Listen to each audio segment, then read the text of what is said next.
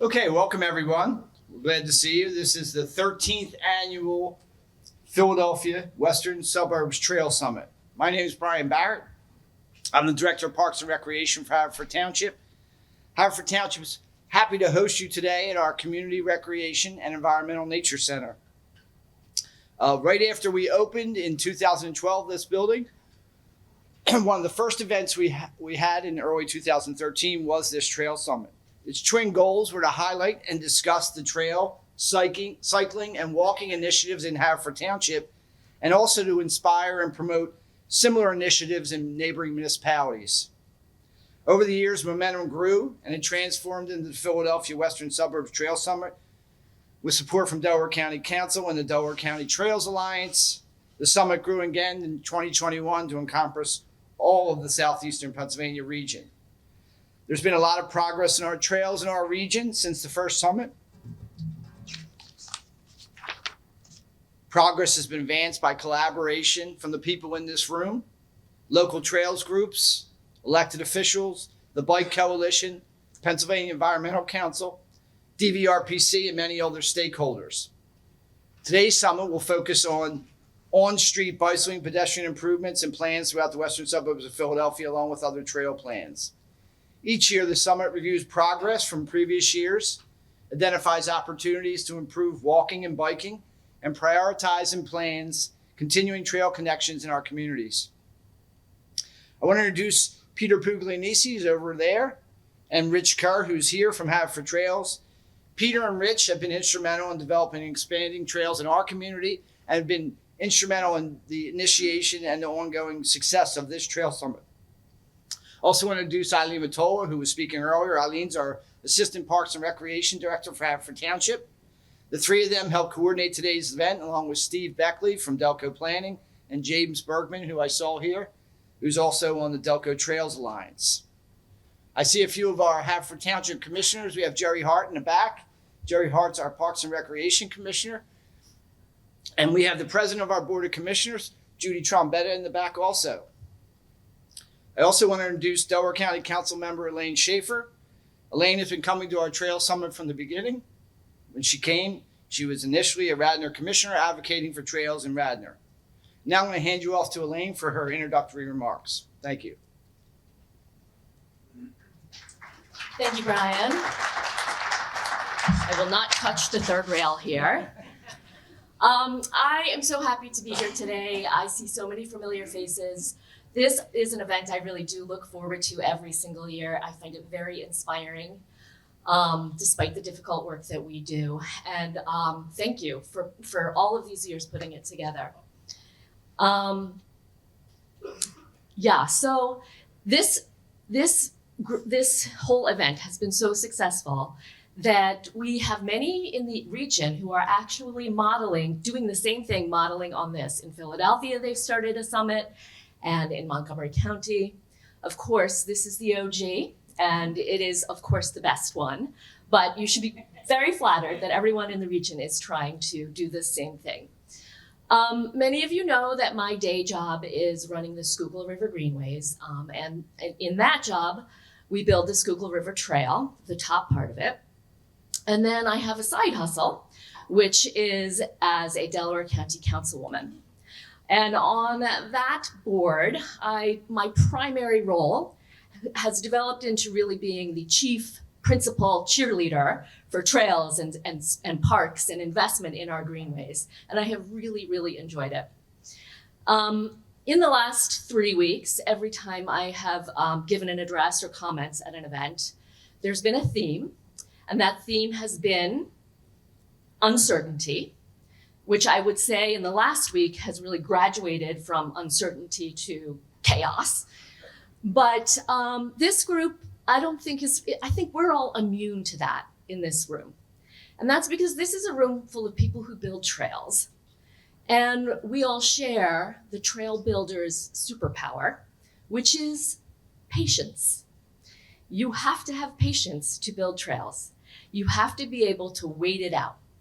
So 4 years is nothing in our world. We live in trail years, not regular years.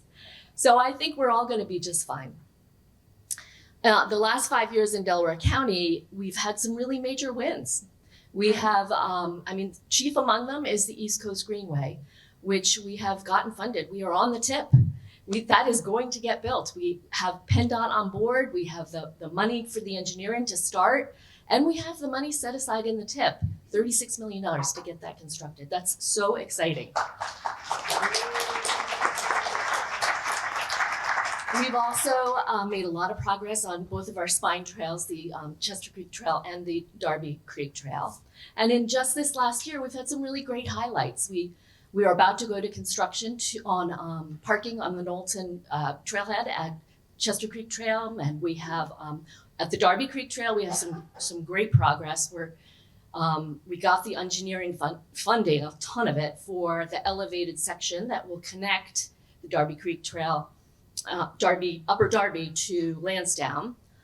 And we've made really great progress on the loop trail around in Darby, connecting to like the Mercy Hospital campus and SEPTA. So it's really exciting. And of course, just yesterday in my inbox, I got the final draft proposal for our Delco Vision Zero plan, which you're going to hear a little bit about in a moment. So we are making progress, and it is all good. But honestly, the biggest win we've had is our culture change in Delaware County, and the aggression and the aggressiveness that we have had in moving forward in building trails and investing and getting all of our municipalities on board to do it too.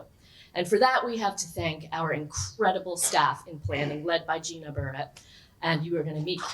Yes, it's been really amazing. She's put together just an incredible team, and we do have the secret weapon of Peter Williamson, who we will not let retire. He can go on vacation, but he cannot retire. So we're going to keep making progress despite the chaos, despite the uncertainty. We are all going to keep making progress as we have been, as is everyone in this room. And I'm really looking forward to hearing about everyone's progress today, right now. And let's go ahead and do that. Thank you. Okay, thanks, Elaine. I'm telling you, this day really gets everyone really excited. Okay, I'm just gonna, before I announce the first speaker, what we're gonna do is there'll be a 5-minute, after someone speaks, you get like 5 minutes to ask questions if we're running on time. But regardless, at the break, which is about 10:15, so 10:15 to 10:30 or 10:30 to 10:45, we will have the speakers who've just spoke in the back so you can talk to them one-on-one. Sometimes people don't want to ask a question in front of a group. So, okay, our first speaker is Kathy Spar from the Delaware County Planning Department. Hi, Kathy.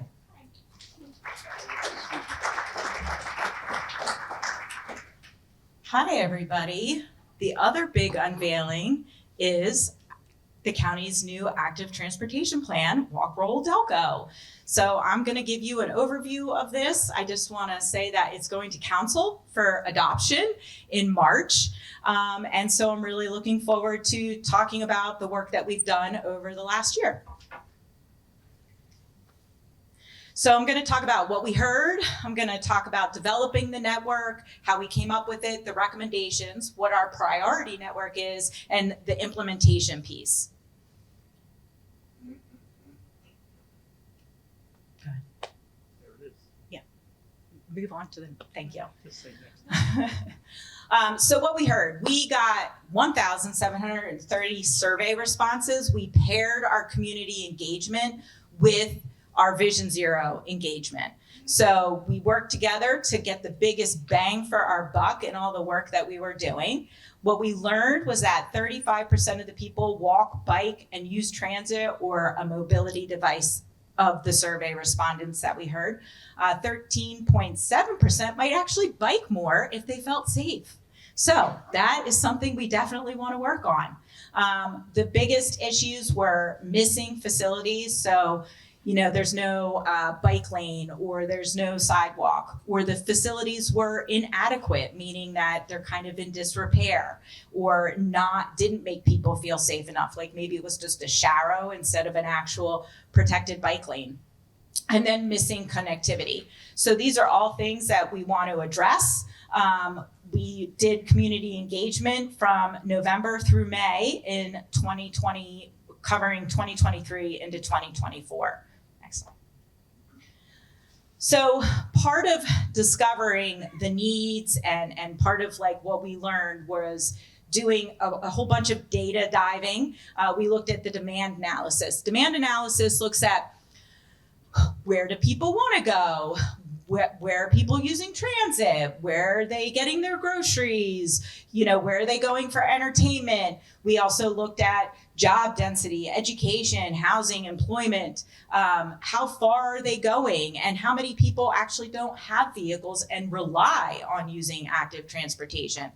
So that was one piece of what we worked on. Next slide. We also looked at the safety. So this was part of that Vision Zero piece that we were already diving into. The focus for us in the active transportation were vulnerable road users. And vulnerable road users are pedestrians or bicyclists, people who are not inside a vehicle to get around. They are the most vulnerable to the vehicles on the road. If something like that, they get hit by a car, they have a much greater likelihood, obviously, of severe injury or a fatality. So what we learned is that 19% of pedestrian crashes involved a serious or fatal injury. And for bicyclists, it was 11%. We also did an equity analysis because we want to look at where do people really need this active transportation and this connection for them. We looked at DVRPC's indicators of potential disadvantage, also known as the IPD. We looked at the US DOT Equitable Transportation Community Explorer tool, and we looked at the Climate and Economic Justice Screening tool. Just want to point out, I don't know if those last two tools are still available or not, but we did use them while we had them. And you can see in the map the areas that fell into those categories. We also looked at what we already have. So we looked at, our existing bike trails and pedestrian trails. We discovered that we had 24 miles of shared lanes, 4 miles of bike lanes, 61 miles of paved trails, and 3,845 miles of sidewalks, which sounds like a lot, but we still have some work to do there. Next slide. So we also looked at what are some of the opportunities and challenges that we have to address getting forward, because we want to build on those opportunities and then address those challenges. Opportunities included, some of our regional connections that we're building on. We have SEPTA. Of course, SEPTA needs some help right now, but we're rooting for them. We have the East Coast Greenway, and we're making great strides there. And we have great partners, like with Daniel back there. He's a great partner with us. We also have a lot of natural areas and business districts that we can build on. We have Ridley Creek State Park. We have John Heinz, and these are great things. We also have some really awesome main streets here in Delaware County. We have Media, great Main Street, Lansdowne, lots of great stuff happening in the county. And again, leveraging these partnerships. We have so many great partners who come to the table, help us move those projects forward. And they've been really great with the East Coast Greenway and Route 291 project. But challenges, our highways, they really cut communities in half. Route 291, 95, 476, all of these roads get in the way. Large intersections. I mean, some of our intersections in Delaware County are wild, right? They're just so scary. They don't have crosswalks. And of course, the drivers are maniacs. So that's something we have to look at. Some of our development patterns, of course, lend to this auto-centric nature that we have in Delaware County. And that's something that's really hard to overcome. And we have these, freight routes because let's face it, Delaware County is a freight hub. We have 95, 476, we have the airport, we have the port. So just a lot of freight to concern ourselves with. Our accessible bike routes, we really need to work on that, and we are working on that. Some of our communities are making great strides in that, like Lansdowne. And then multiple jurisdictions. Delaware County, we don't own any roads, none, which I'm sure we're actually kind of happy about because that's a lot of work.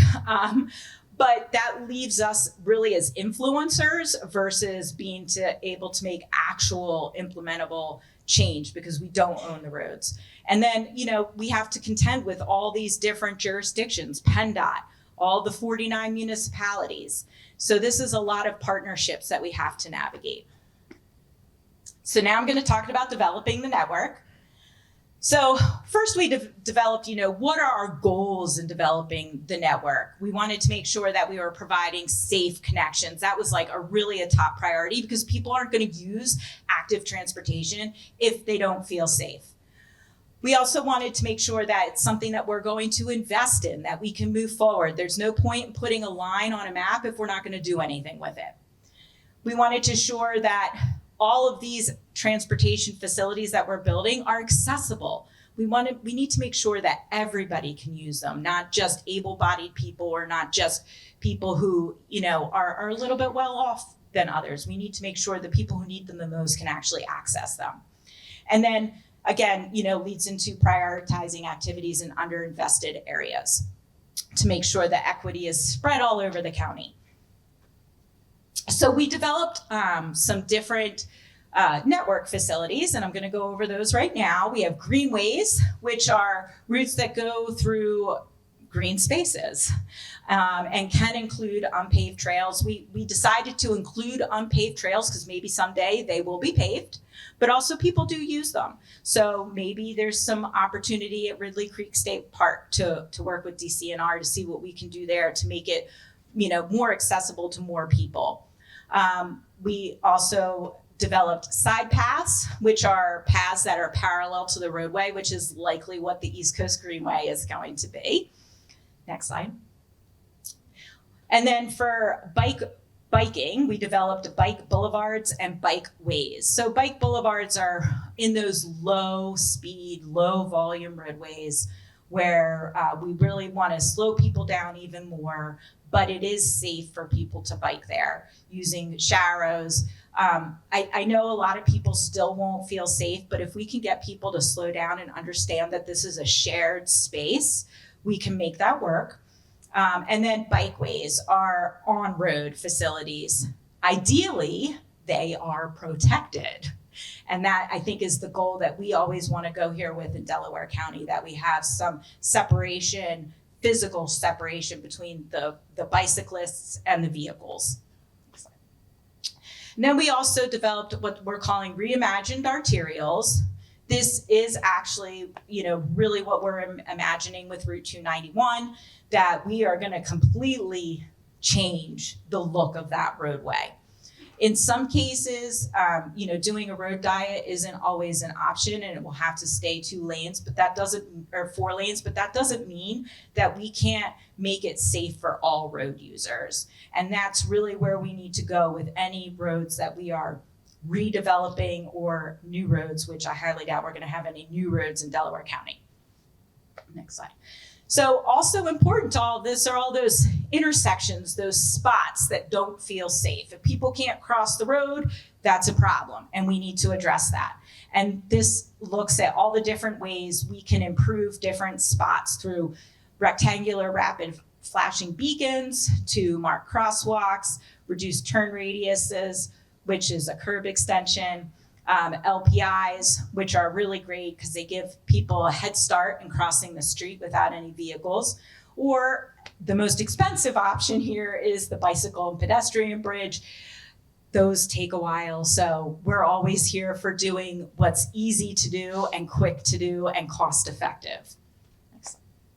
So those sidewalks I was talking about, the red, we have a long way to go, folks.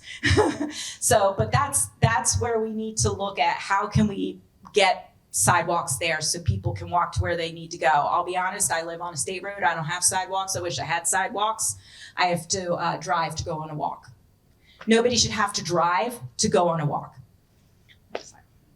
Now I'm going to talk about the recommendations that came out of all of this. So we wanted to make sure routes for all ages and abilities. We're filling in those gaps, connecting neighborhoods, connecting people to destinations and a larger network. And we want to have accountability in that. So we want you guys checking in with us and making sure we're doing that work. Next. So here's the network. And I'm just going to give you guys a couple seconds to look at this because that's a lot of information to take in. This shows the network without the spot improvements, because when you add the spot improvements in, it gets a lot, but that's going to be the next slide. So you see the blue is the bikeways, the purple is the side paths, brown or bike boulevard. I think I'm getting these colors right. Greenway is green, orange, reimagined arterials, and recommended sidewalks. So all of this is our network, and this is how we're going to get people from Chad's Ford all the way to Upper Darby. It's there, and we can get you to Radnor too. So you can move on to the next slide. So this is with the spots added in, where we feel that those areas need some help, either through like a bridge or maybe some contraflow biking, trailheads, wayfinding. These are areas that we want to address to make getting over those hard intersections easier and help people get from Chad's Ford to Upper Darby or to Radnor. Next slide. So the way we kind of work this in the actual plan when it is released is we divided the network by the Delaware County planning districts. The planning districts are how we appoint people to the planning commission in Delaware County. And this is the best way to kind of divide it up. And you'll be able to dig in to each district and really take a good look at what's happening as far as the active transportation plan goes. And as a side note, I'm working on what's called a hub site, and you'll be able to click on a map and zoom around to all of this. And that's going to be released when we release the plan. And I really look forward to you guys being able to really dig into every aspect of what we did with the data in an interactive way. So next slide. So now I'm going to talk about the priority network. Prioritization is always really an important part of how are we going to make this happen. It's all well, fine and good to put it down on a plan, but how are we going to do it, right? If we want to make the plan worth our time, and we do here in Delaware County. So one of the things we did is DVRPC came up with this really great new tool called Link. It's a data-driven tool that analyzes a whole bunch of quantitative inputs and then provides us information on where we're going to get the most bang for our buck as far as connections go. So say connecting trail piece in Upper Darby provides access to 14,000 jobs. But connecting a trail piece maybe in another area of the township or of the county only makes for 1,000 jobs. Well, that 14,000 job connection is going to be a higher priority because we're getting a bigger bang for our buck. And that's what this tool helped us do. Next slide. The other thing that we also looked at was the idea of actually executing that bang for our buck. So some projects are pretty quick. Other projects take a really long time. As Elaine mentioned, it's, trail years. We're here in trail years. But we also actually have half-life of trail years, which might only take a couple years. And so let's address some of those short-term projects that are pretty quick to implement, but will make big gains. So we split our main priorities into short-term and long-term. So while we're working on these long-term priorities, we're also executing these short-term priorities and making gains. Next slide. And then we have a secondary network, which is even longer term than long-term. And you can see here that this really will complete the network and are just as important, but the other ones are what we felt really rose to the top. Next slide. So implementation, we're already working on it. Hey, because Delaware County is all about active transportation. We are working on the Darby Creek Elevated Trail. Really excited. We have selected a consultant, and I believe I saw that consultant here today. And V5, they came with a great plan on how to do this that would maybe even save the county some money and make a really beautiful bridge. This is kind of cobbled together funding wise from 4 different sources. So Delaware County knows how to get creative in making sure we can execute our projects. And the type of bridge that they're talking about building is a permatrek. And so I put in a couple of examples of what that looks like there off the Permatrek's website. And so I think we have an opportunity to have a really cool bridge in Delaware County, and I'm really excited about it. Next slide. The East Coast Greenway, which we talked about last year.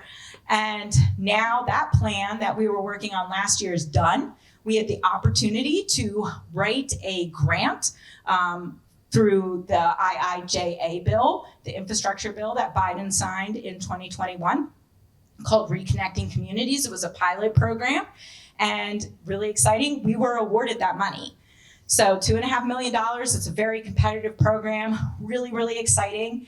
And we brought that money to the table, and then, DVRPC and the rest of our group said, yeah, they deserve to be on the tip for this funding. So it's super exciting. The $2.5 million gets us in preliminary design and final design for the corridor. It's a partnership with PennDOT. PennDOT's really supportive of it. We are working on selecting a consultant, so no consultant has been selected yet. Next slide.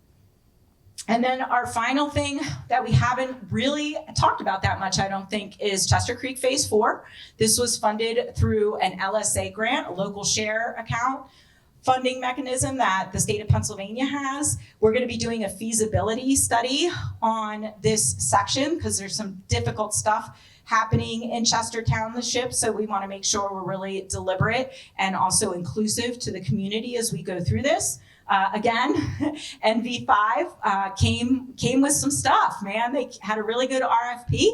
And so they won the out as the consultant, and we're doing this in partnership with Chester Township. We should be kicking off on that really, really soon. And so I really look forward, maybe next year we can come back and have some information for you guys on what this looks like. So that'll be really exciting. And that's it. Does anybody have any questions? I just want to thank him and let you know, everybody, that you've seen a sneak preview of something that's not public yet. So thanks for coming today. And thanks for being on time, all our speakers so far.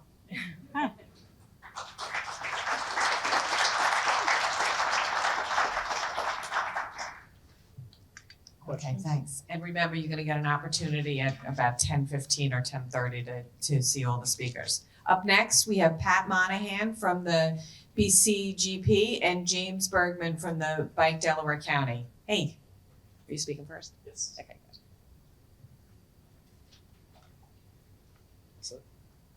Yes, I can do something. Hey everybody, Patrick Monahan. I'm the regional organizer with the Bicycle Coalition of Greater Philadelphia. And today I'm going to give a presentation on the circuit trails, the regional trail network. I'm going to give an update on what happened in 2024. And then I'll pass it over to James Bergman and talk about Pike, Delaware County. So yeah, we can jump right in. Speak into both mics. That's it.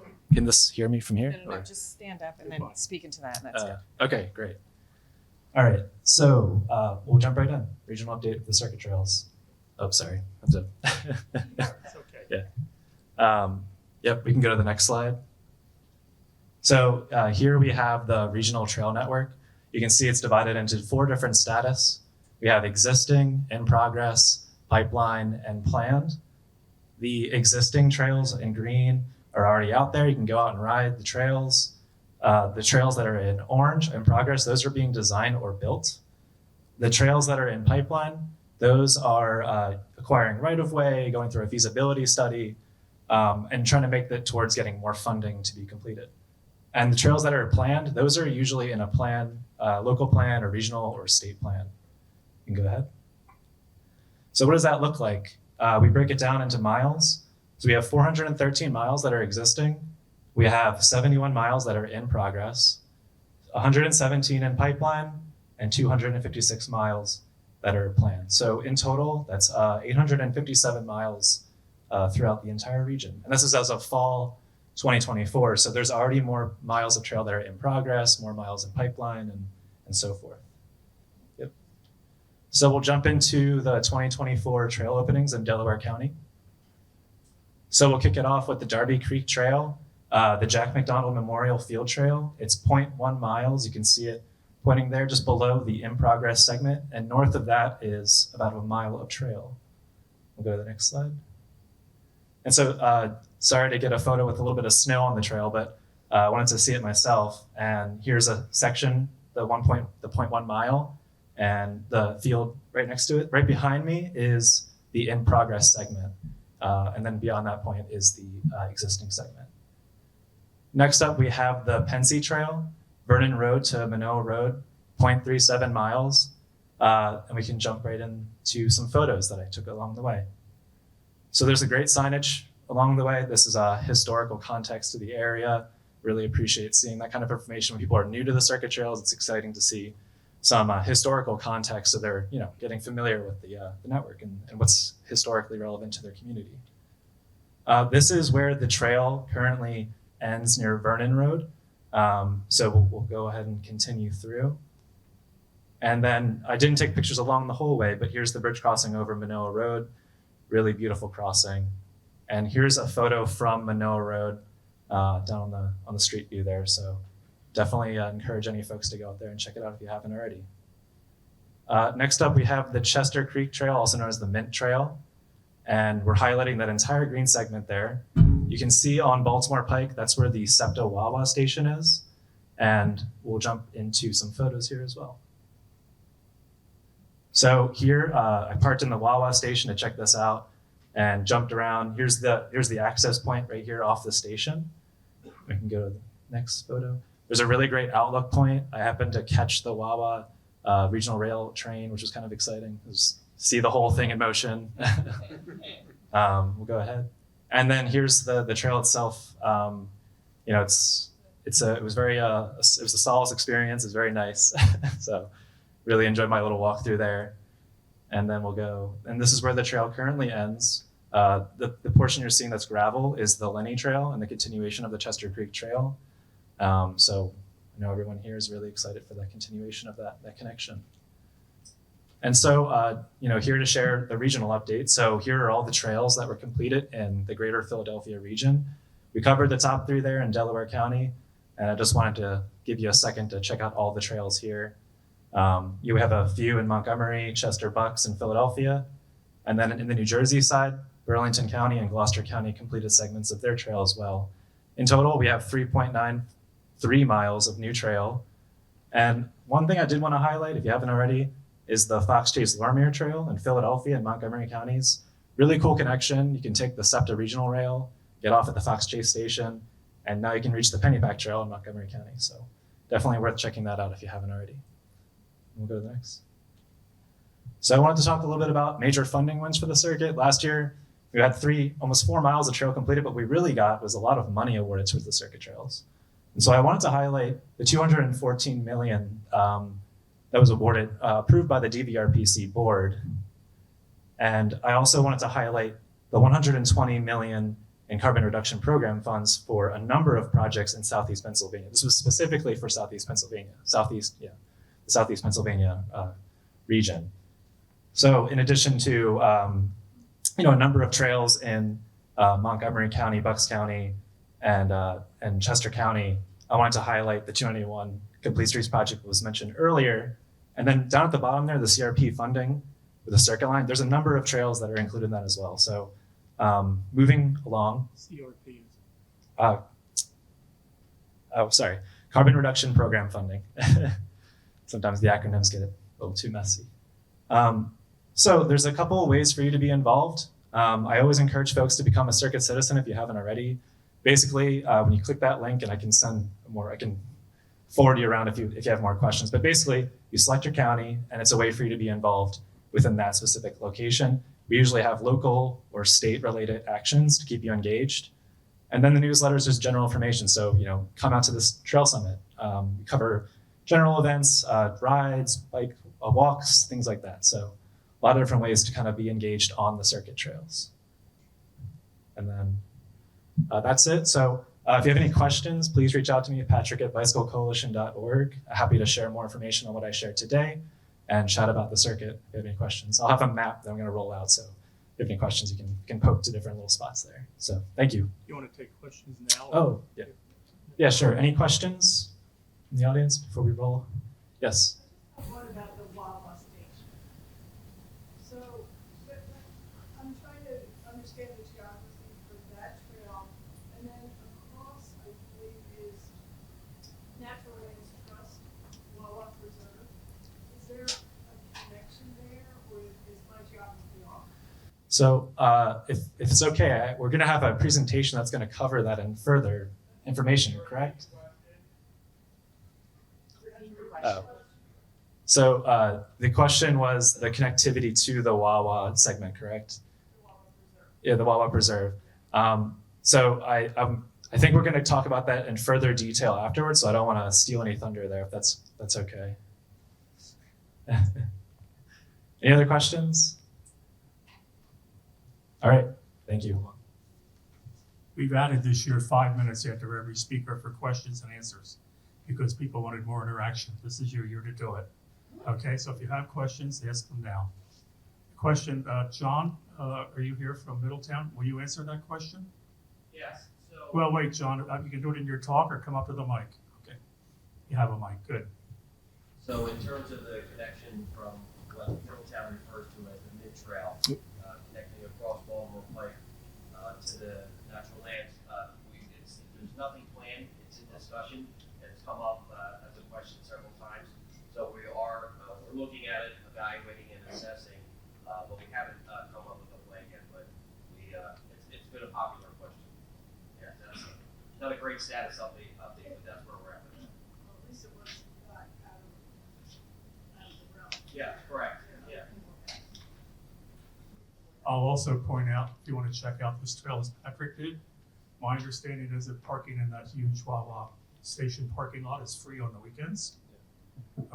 This trail forms the northern part of the Chester Creek Trail. It's being worked down to extend farther down to connect to the existing park. And it also is where the trail going west, the Octoraro Trail, will join up in the future as a circuit trail connection. And we'll hear more about that later today. So it's a critical junction point, and certainly getting across Baltimore Pike would be an addition to that. All right, I'll hand it over to James Bergman. James, we're doing fine with time. So. Oh, good. Okay, thank you. All right, next slide, please.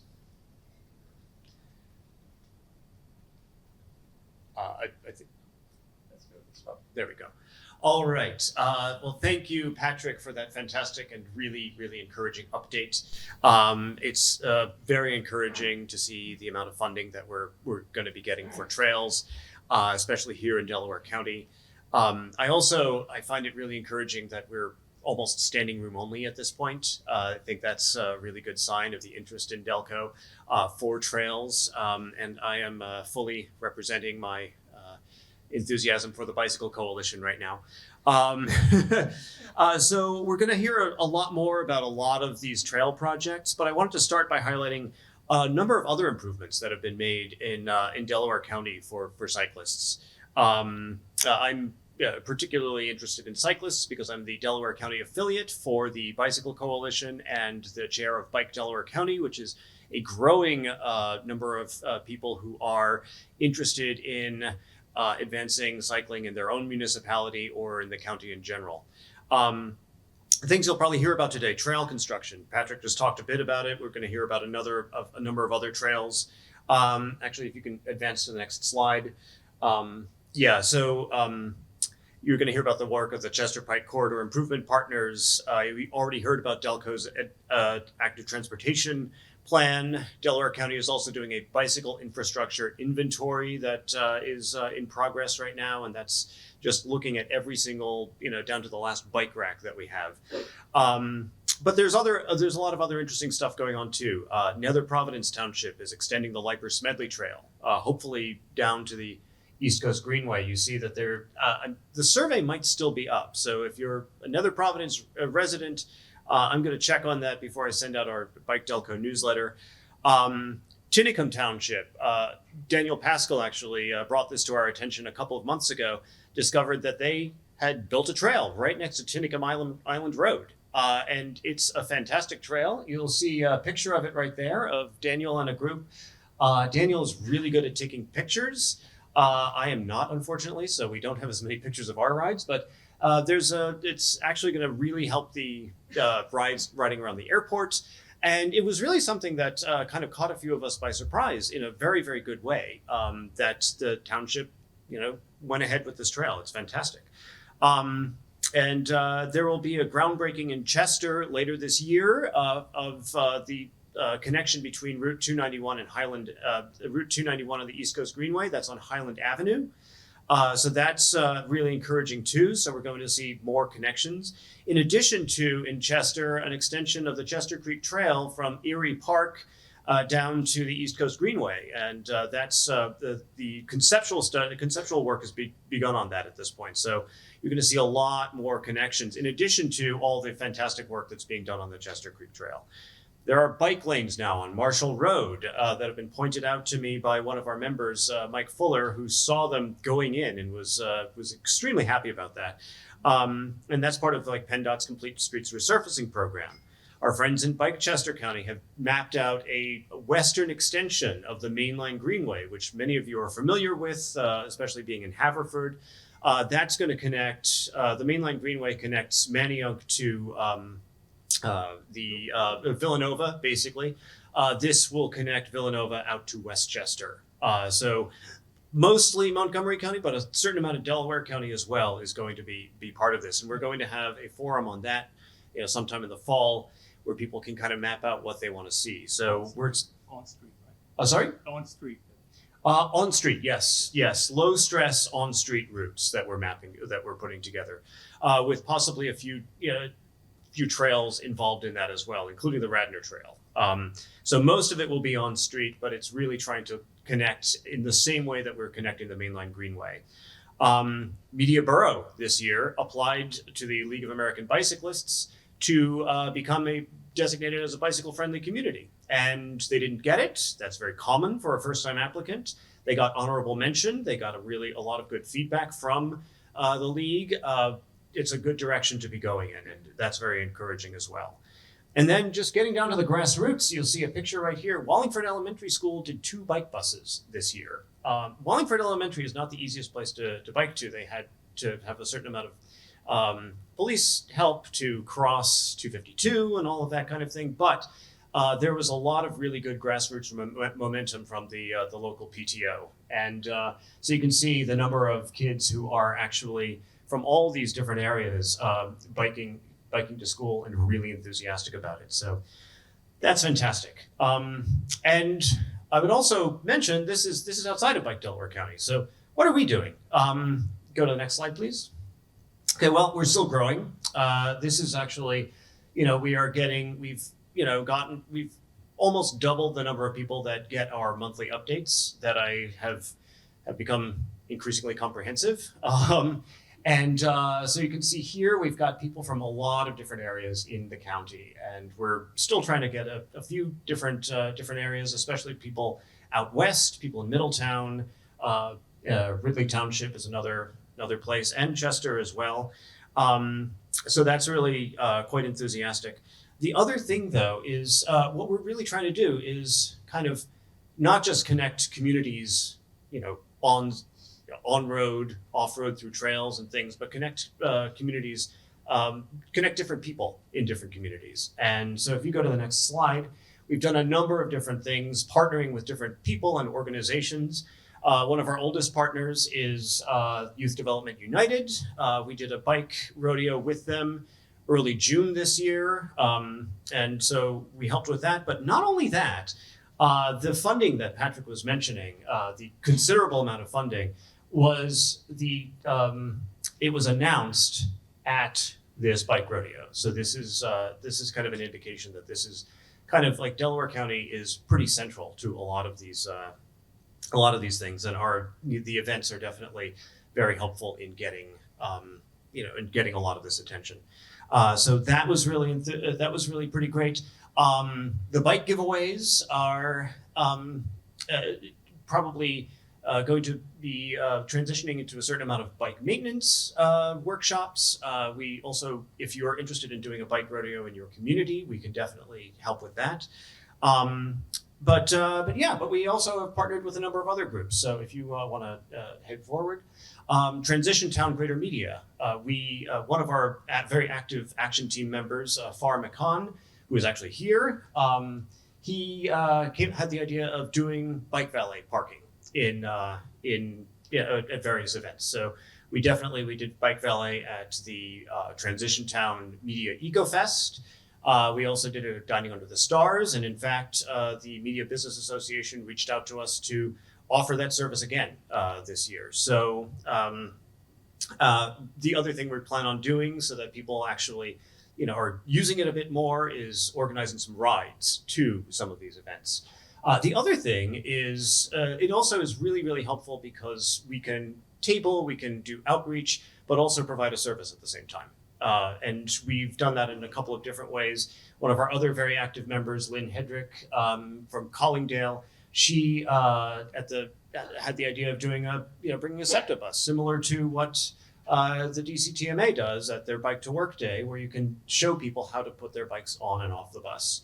And in addition to that, we did a very successful bike light giveaway in Lansdowne in December, which we will probably be doing again next year, possibly also at in a few other places, because that was also a really, really successful. We ran out of bike lights. I think we had about 25 pairs, and we ran out in a couple of hours. So we we also got a lot of people signing up there, so that was great. Another important thing is that this was prompted by the fact that she noticed a lot more bicyclists in Lansdowne, especially riding after dark and without lights on, which you don't want to do. But at the same time, there were more bicyclists in Lansdowne now that there are bike lanes in Lansdowne. So that's something really we need to get better data on it, but it's definitely something to take note of. So we've got Transition Town, Greater Media, but we've also done, if you can advance to the next slide, we've also done, it wouldn't be Bike Delco without rides, right? We had a ride at Bike to Work Day, which was put on by the DCTMA.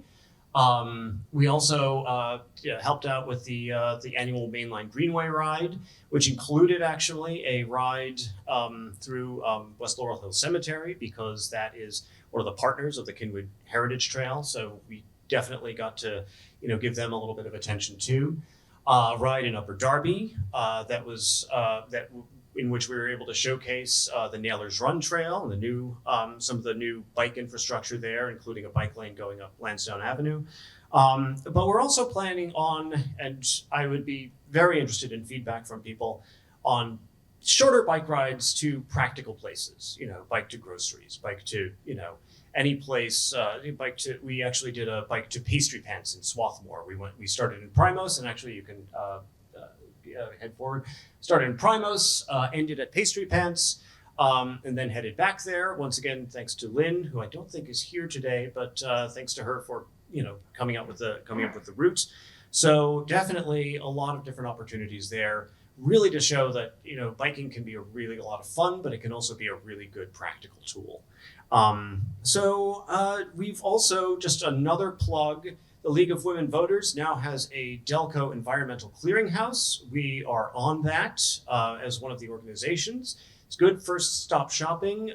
You can just Google League of Women Voters Delco Environmental Clearinghouse, and you'll find a lot of really good information on there. We're definitely getting the word out in a lot of ways and getting people to recognize that, yes, you can bike in Delaware County. It needs to be a lot better and it can be a lot safer, but it is definitely a way to get around. Let's go to the next slide. What's coming up this year? Girls in Gear, which is a new organization that had started in North Jersey and has expanded down into Philly and is now expanding into Chester, is doing a Glide to Ride workshop for girls, anyone who identifies as female from ages 5 to 13. If you're interested, I can send you the information on that. But they are basically teaching girls to ride bikes and thereby teaching them life skills and things. And we've actually, one of the things that we have heard is from Girl Scout troops and various other organizations is that, they really want, girls to get more active in biking. Ribbon cutting for the bike maintenance, it should say bike maintenance station, but I accidentally put workshop there. Most likely April 26th, which is Celebrate Trails Day. This is a bike maintenance station down in Erie Park by the Chester Creek Trail. That's a really exciting opportunity to be able to stop along the trail, fix your bike if you have an issue. And we're going to be opening that up soon. And that's at the 9th Street Community Center. Then Bike to Work Day will be May 16th. I believe it will be in media this year.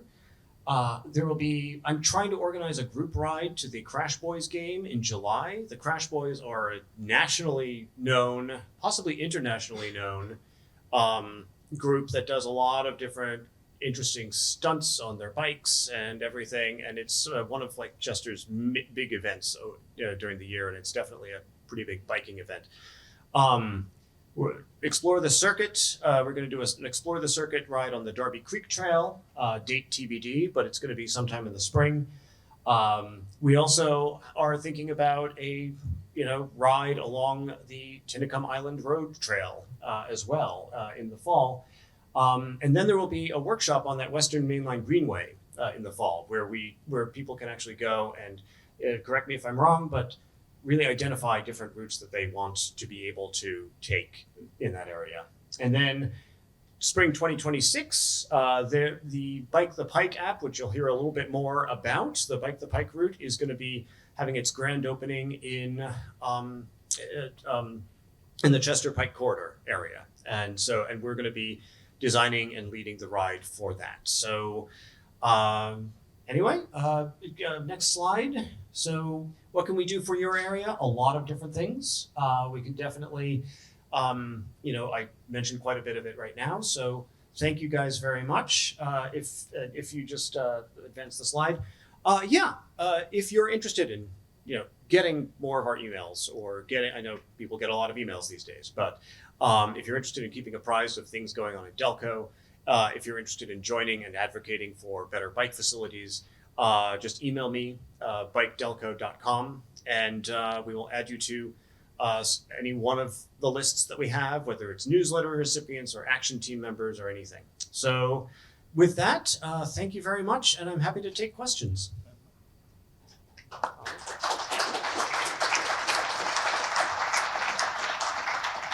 I really want to thank James for spearheading Bike Delco. He has really transitioned the group. Oh, we have a question. It has a lot of, We do have one question. we'll get to it. He has a lot of activities planned. Many of us do design, funding, construction, lobbying. The most important thing, though, in addition to that, is getting communities involved in the trails and the facilities being built in their area. Most users are local. There are some, but not many, long-distance commuters that will come through your neighborhood. But if the trail or a bike improvement is in your neighborhood, it's for you.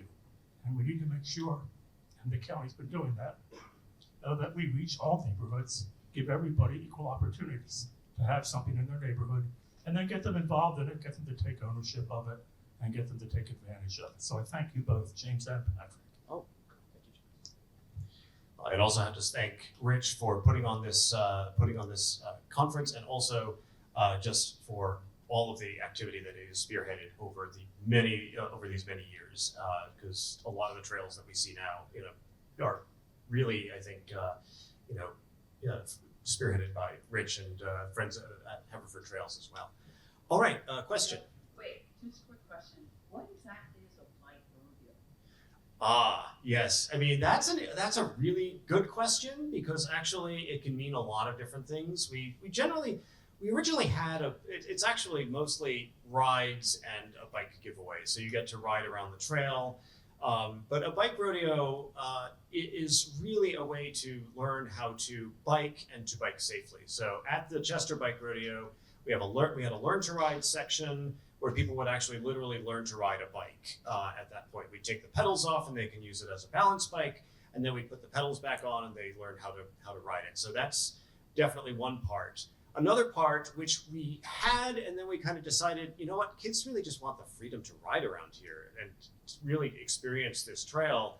We had it at Erie Park a couple of times, and we had it on the Chester waterfront by the East Coast Greenway a couple of times. And they had this opportunity to just ride, not necessarily exactly the way they wanted because they needed to be respectful of everyone else, but they kind of got the experience of riding on a trail and having that kind of freedom to ride on the trail, not worry about, traffic or anything of that kind. But strictly speaking, a bike rodeo is where you have like a kind of an obstacle course. You learn how to, obey the rules of the road. You learn how to, basically bike safely. But at the same time, we've kind of like experimented and kind of expanded that based on what people really want in that case. But thank you for your question. That's a really good one.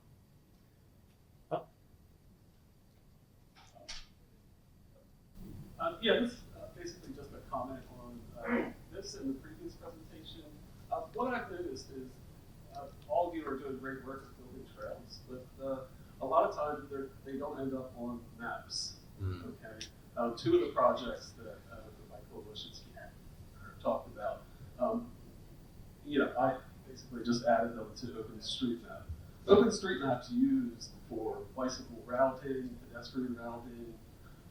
When people decide how to get from point A to point B, it's OpenStreetMap data that's providing the information to create a safe route for the user. So it's part of the planning process. If we could just add these trails to the map, there's a whole series of life cycle attributes that you can tag the trail with. So if it's a proposed trail, you can add the extension of the Mint Trail right to the map right now. If someone sends me a GPX file, I'll do it right now, and it will be just tagged as proposed. When it goes into construction, it can be tagged as being under construction. When it's finished, you just remove the construction tag, and there it is on the map, ready to be used by people routing. So the full web address is what? OpenStreetMaps.com? ORG. Org, okay.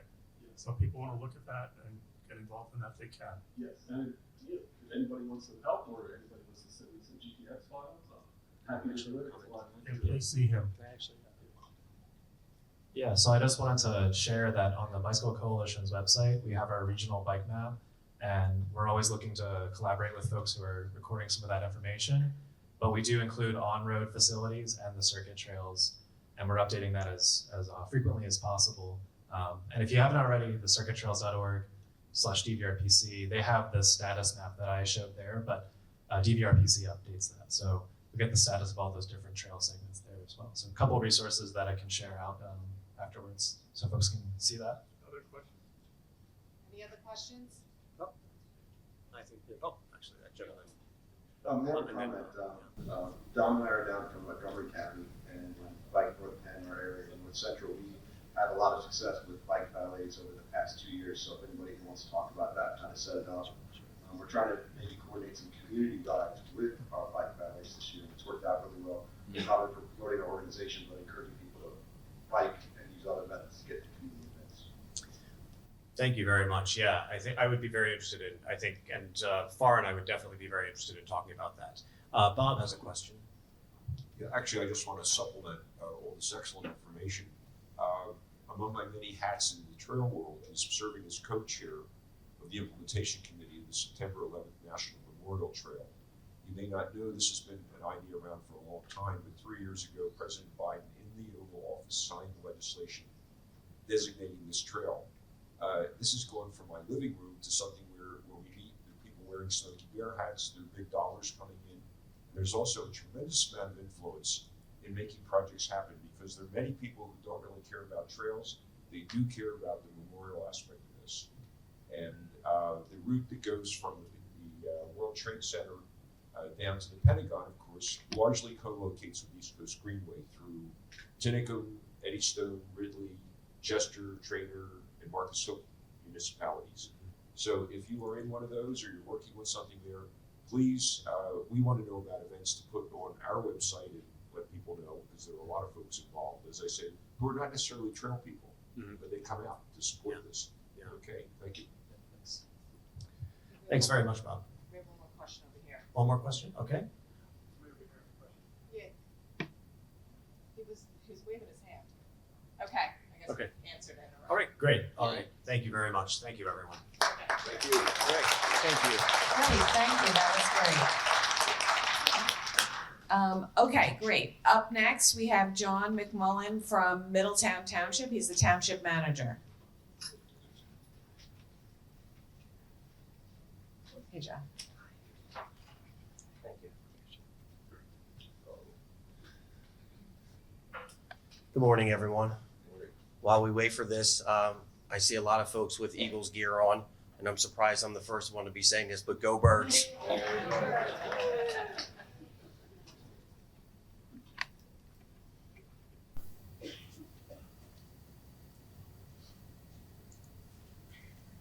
not seeing.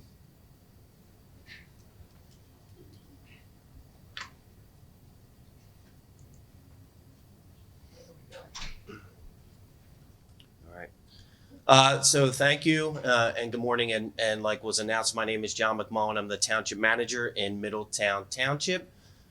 Rich, if you go on to the next slide. So in Middletown Township, we're very proud of our trail network. We are tagged as, our tagline is where all trails lead. I think we should borrow Burger King's home of the Whopper. We should be home of the trails, because we are very proud of our trail network. And we're also very fortunate to have Tyler Arboretum in Middletown Township, because they also add to our length of trails in terms of they have their own 16 miles of trails. And I'll talk about Slayton Park and Longview Park as we go on through the presentation, because I think there are some very valuable additions that we've recently added. Next slide, please. So I thought it was important. Middletown Township presented last year, and I thought it was important just to again provide this showing the accumulation or the total of trails that we have in Middletown Township. The Slayton Farm Trail is only about 0.8 of a mile, but it is a beautiful walk through what is known as Slayton Farms off of Valley Road.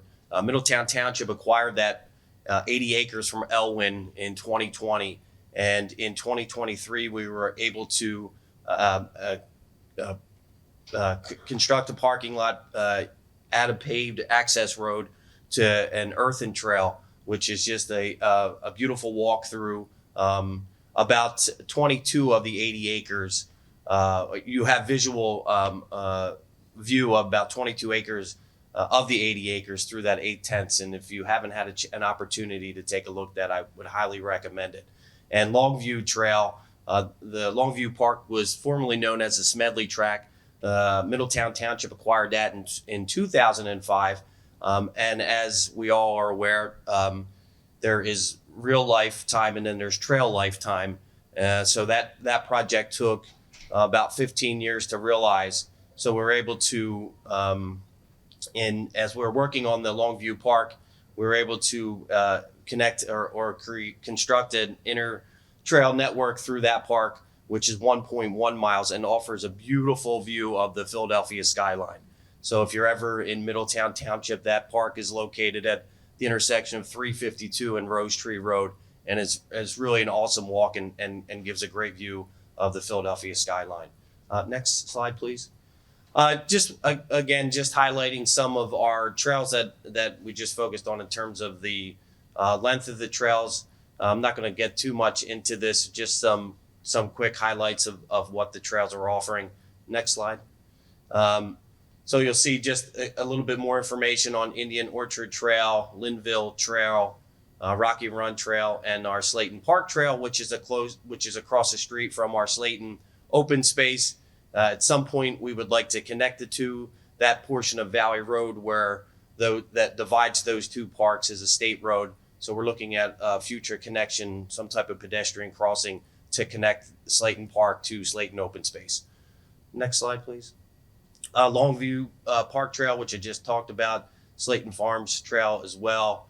The Millennium Trail is off of Baltimore Pike, and that is the front of it. That is an interesting trail because the front piece of that off of Baltimore Pike is called Memorial Park. The trail is the Millennium Trail, and then that connects to the county-owned Mineral Hill. So that is an interesting piece. That was just renovated. There was, if you've ever been on the Millennium Trail, there was extreme erosion, and we are actually the lessee on that project, on that trail.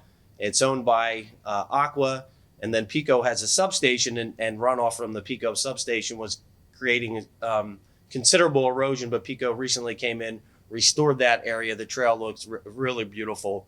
And then I know the county's working on some future project at Mineral Hill, so that's a really nice connection to that future Mineral Hill. Next slide. Proposed new trails, Chester Creek Trail Extension and the Lenai Trail. So I'll get into that a little bit more as I talk about the Mint Trail. But these are two future trails that we are really committed to in Middletown Township. The extension, right now we have Mint Trail, which is what we call phase one. Our phase two will be the Lenai Trail, which will connect the Mint Trail underneath of the SEPTA rail bed. There is a pedestrian culvert underneath the rail bed, which will connect to the Lenai Trail, which will take users out to Lenai Road, and then ultimately connect to the Chester Creek Trail. So we're excited about that. We've had in terms of the Lenai Trail, we've had it surveyed. We're in early engineering right now. It's a little bit of a complicated process, as usually all trails are. There is a property located at 457 Lenai that we are working on acquiring.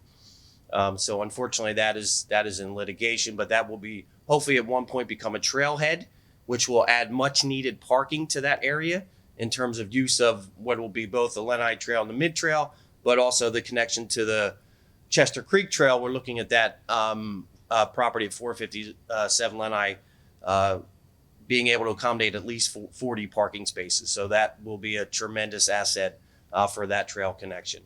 Before you go on, tell people why the Mid Trail is called the Mid Trail. The Mint Trail is called the Mint Trail because it is the former site of the Franklin Mint. Franklin Mint, as everybody was very well aware, that production of coins for many years. So we decided to, in terms of legacy, name that trail the Mint Trail in recognition of Franklin Mint. So just wanted to highlight, this is the ribbon cutting for what we call phase one, the Mint Trail. And by the way, for some reason, if you're ever looking for bad weather, just ask Middletown to have a ribbon cutting. Because before this point, we had 30 days of weather in the 50s and the 60s, no rain, nothing. When we decided to cut the ribbon this day, it was 29 degrees. The wind was blowing at, I think, about 75-mile-an-hour gust. I see Barry Pinkowitz laughing because he's in this photo, and he was, I think, just as cold as I was that day. But we were able to invite our friends from the county, our state representatives, Lisa Browski and Leanne Kruger. That's our councilwoman our council chair with the very large scissors, Bibiana Dusling. And so, as many people have said, these are collaborations. So this is really a joint effort. The Mint Trail took a great deal of work. There were a couple iterations in terms of the trail because of the complexity presented by the topography and the rock outcrop. And there were easement agreements that needed to be entered into with SEPTA, the McKee Group, Franklin Station, Homeowners Association, and SEPTA. So a lot of work in the background, in addition to the challenges that were presented with the topography. Next slide, please. So I just wanted to provide this map to depict what's going on here. So you'll see at the north side of the map where the red is hovering. So that is the SEPTA train station. To the right of that is the Franklin Station HOA. And if you'll see at if you go south with your and to the left there. The Mint Trail connects off the rear of Switchman Road, which is part of the Franklin Station development. So that's about 0.8 of a mile that makes a connection, loops to the SEPTA station, and then eventually will continue south towards Lenai Road, and which is great. During the restoration of the rail bed for SEPTA, we were able to get SEPTA to work with the township to build that underground pedestrian crossing where Rich is showing now, and then be able to connect to Lenai Road. And then the piece that goes west, that is potentially a future connection to Chester Heights. And then if we go east behind the development, you'll see that connection that would take folks to Office Drive, which is near the State Police Barracks, as part of the overall site of the Franklin Mint parcel.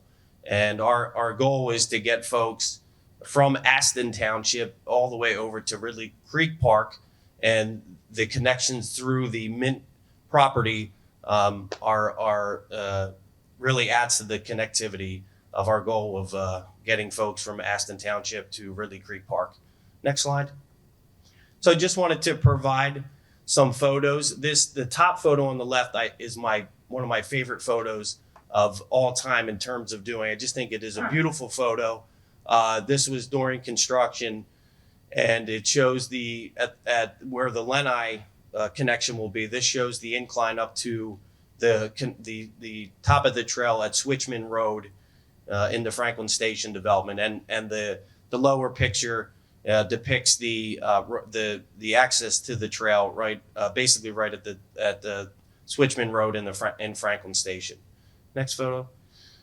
Just wanted to show. I know a previous presenter showed some photos. So just some of the Mint Trail during construction, the sub base, and then the finished product, the trail with the post and rail, and the porous paving.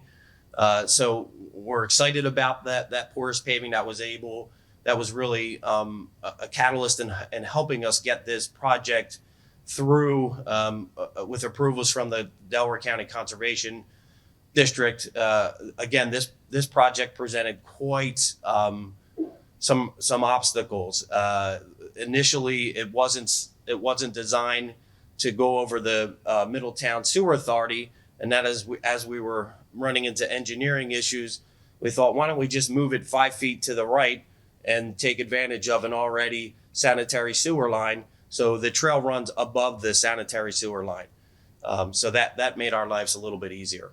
So the picture on the left, you're walking towards the SEPTA garage, and then the picture on the right, which was shown in an earlier presentation, is an awesome view. It's an overlook of Chester Creek and looking west over top of the SEPTA rail, SEPTA station. Link Middletown. This is something that we've been working on in Middletown for the last 3 years, and we're really focused on connecting folks from Aston Township to Ridley Creek Park. And we recently found out that Rose Tree Media School District is looking at building a kindergarten to a first grade center at the intersection of 352 and Rose Tree Road. And anytime I hear land development and building, I think trail connections. So we had a initial meeting with the school district, and why I focused on Longview Park and that trail connection.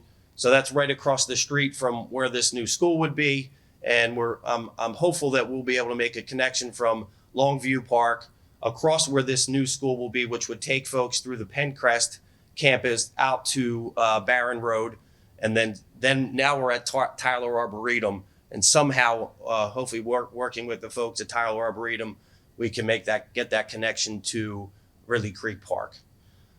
Next slide, Rich. I'm going to pass over this one. Again, this just highlights some of our Link Middletown and the connections, the future connections that we're trying to make. I know Kathy was talking about earlier, Kathy Smart talking about connecting all of Delaware County, and I thought connecting Middletown was difficult. Connecting Delaware County is a very ambitious project, as is this. and there are, hurdles daily. But again, our goal is to try and get folks to navigate all through Middletown Township, whether on walking or on bikes. Next slide. Oh, I'm sorry. So that concludes my presentation. And if anybody has any questions.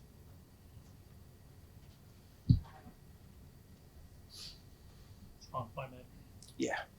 Let me just add that Middletown has had many, many miles of trails for many years, as you've known. And one of the clever things they've done is they're a township where there's a lot of development that takes place. Newtown Township has done similar things. When a developer comes in with a plan for development, they're saying, where's the trail? So they build in the trail when the development happens. And if you're a growing area, that's one way to do it. More difficult here in a fully built place like Haverford. But when you have these opportunities with open spaces, you want to frame out a trail network in those spaces when they're developed. So I credit you for that. Thank you. I see a lot of kids shortcutting through to Penncrest and through to schools in the area. Do you guys have a relationship with the school district there to like formalize some of those trails so it's not just teenagers, but people that can use those access ways? Yes, we do. We have a great relationship with the school district, and when they approached the township about a concept to build at that intersection, that just really, we were really excited about that opportunity. So yeah, we do to formalize that, because there are students that are cutting through the property next to where the school district will be building. But yes, we want to make that a formal connection. Just another question over here. I guess I'd be interested to hear what Middletown is doing about making the area more bike friendly in general, not just the walking and other trails, but being able to bike around to get places in Middletown and over community, et cetera. Yeah. So in terms of the biking, some of our trails is, as I don't know if you're aware or not, add to that. But what's going to significantly increase bike transportation is going to be the PennDOT project, the overhaul improvement of widening of Route 1 and revising the cloverleaf at where the bypass and Baltimore Pike merge, and then as well as so widening 352. PennDOT is proposing 6-foot shoulders on Baltimore Pike on Route 1 from the current cloverleaf to 452. So that's going to increase the capacity for biking on Baltimore Pike as well as on 352 and 452. So although that project is, PennDOT is saying 2030 plus, but it is something on the horizon for bike connections. Protected bike space? Yeah, with protected bike space is what they're proposing. We have two questions over here. Quickly, what is the permeable surface? A lot of us are flirting with using permeable trails. So are you referring to the porous? Yeah. Yeah. So that porous pavement there that are porous. Yeah, the porous paving that was used, it allowed for us to reduce in terms of not just the runoff, but reduce the amount of inlets that would have made that project extremely complicated. Well, the question, if you know, is what is the material? Unfortunately, I don't have that question. I can get that answer for you though. Last question. Just a question about the Morris paving to differential in cost.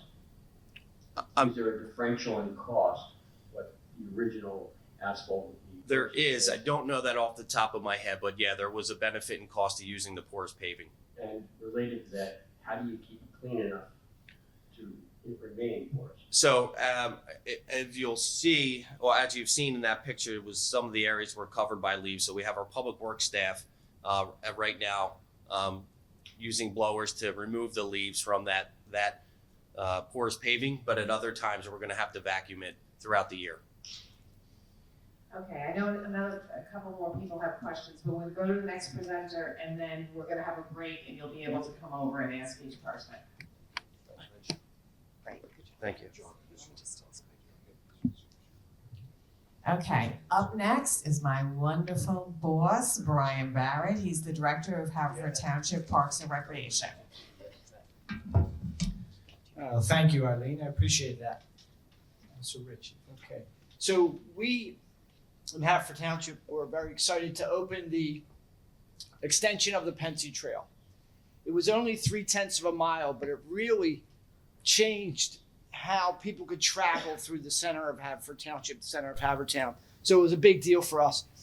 We opened that on September 7th. We had our grand opening on September 7th of last year, 2024. Rich, if you could go to the next slide.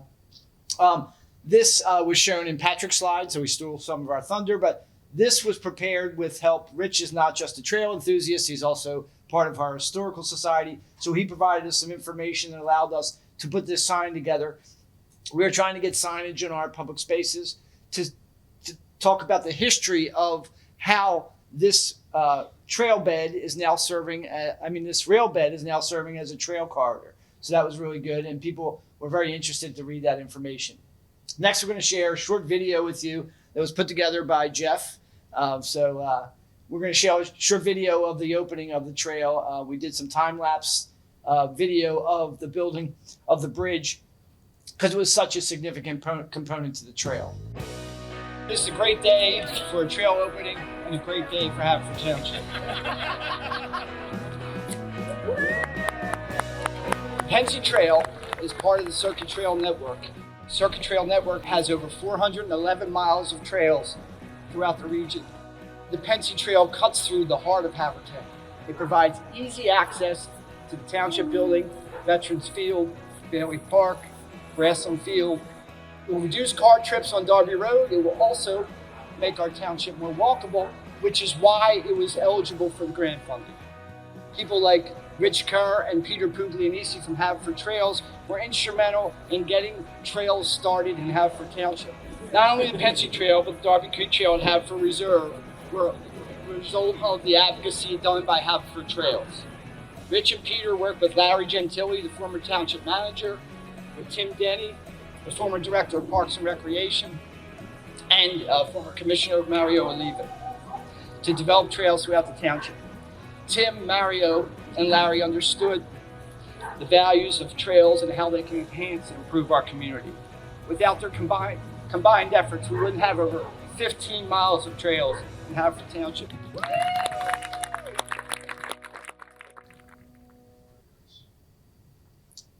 We should give Jeff a hand for that video. Thank you.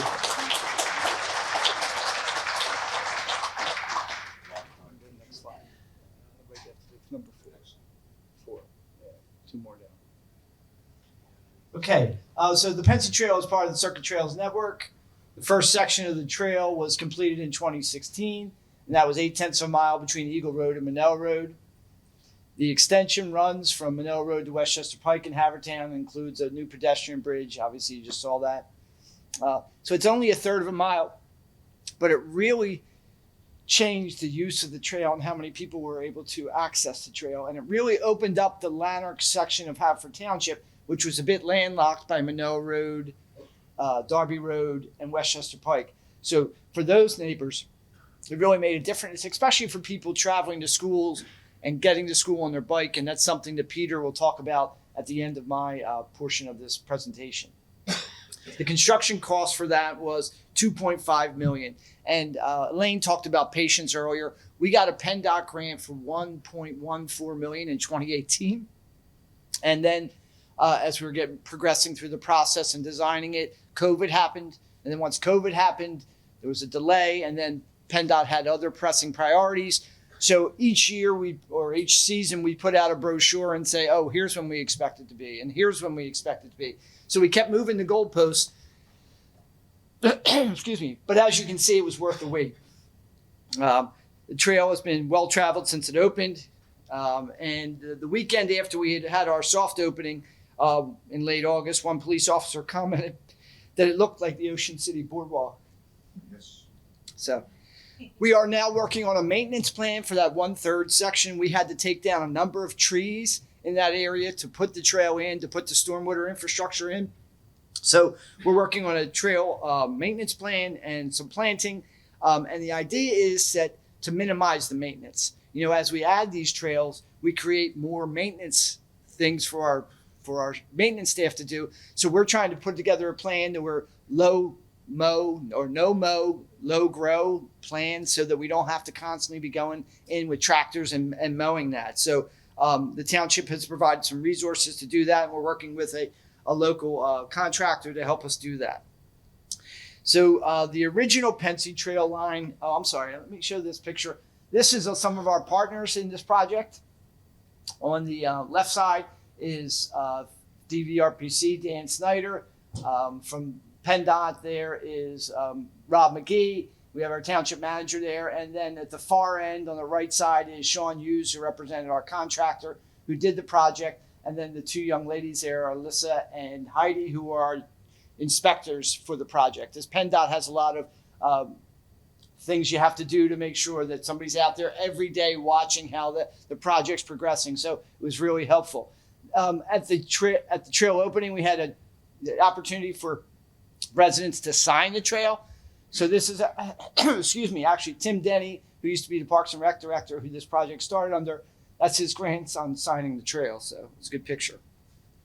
Future expansion of the Pennsy Trail is being considered, extending beyond Eagle Road and above Eagle Road to the Paddock Farms and Maryland Park neighborhoods. They were asking about using that Pennsy rail bed for trail to gain access to Paddock Park, Linwood Elementary School, Eagle Road, the YMCA, and then the other section of the trail.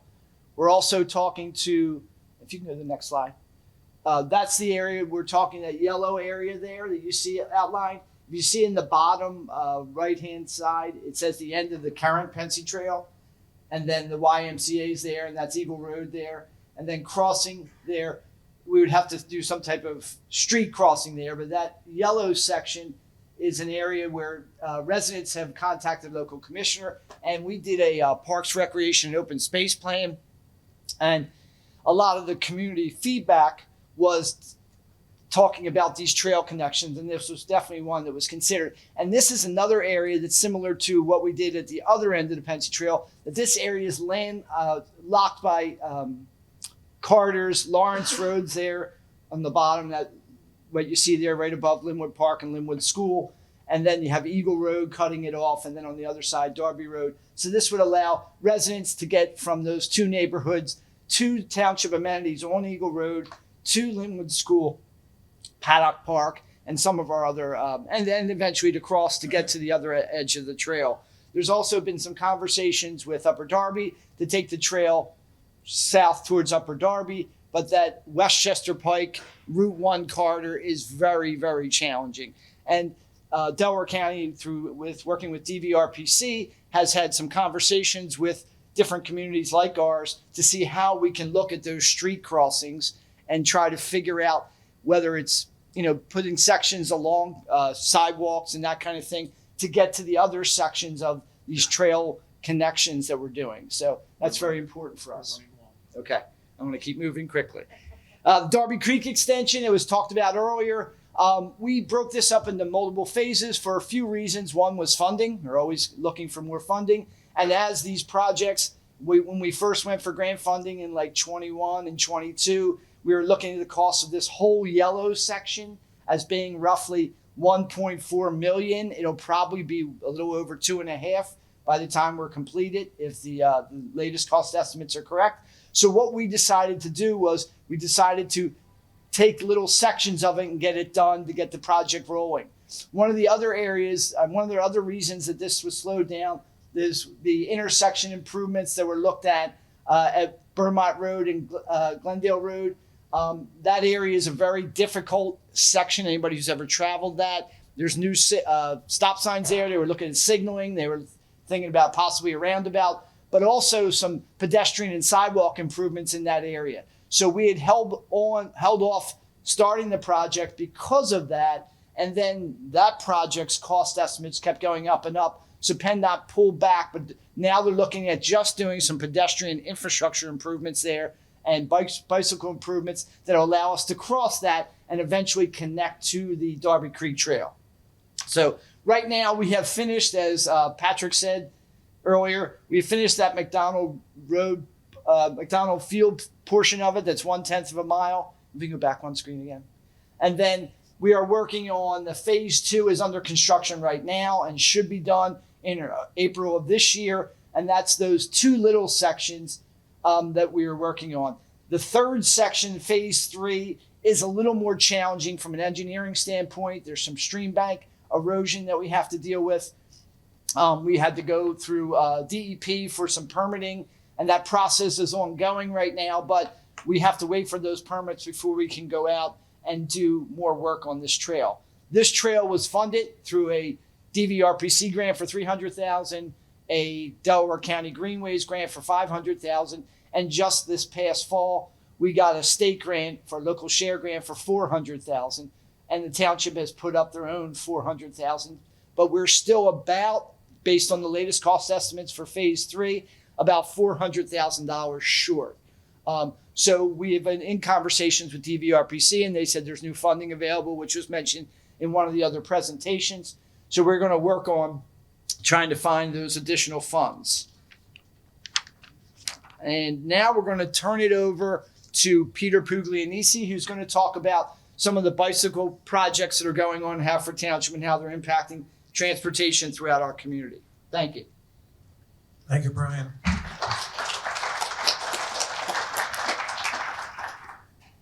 So this is just a little short, meant to encourage those of you who have been at it as long as we have. And we're making progress, but sometimes it seems like progress is slow, right? But patience, as Brian said, and perseverance is very, very important.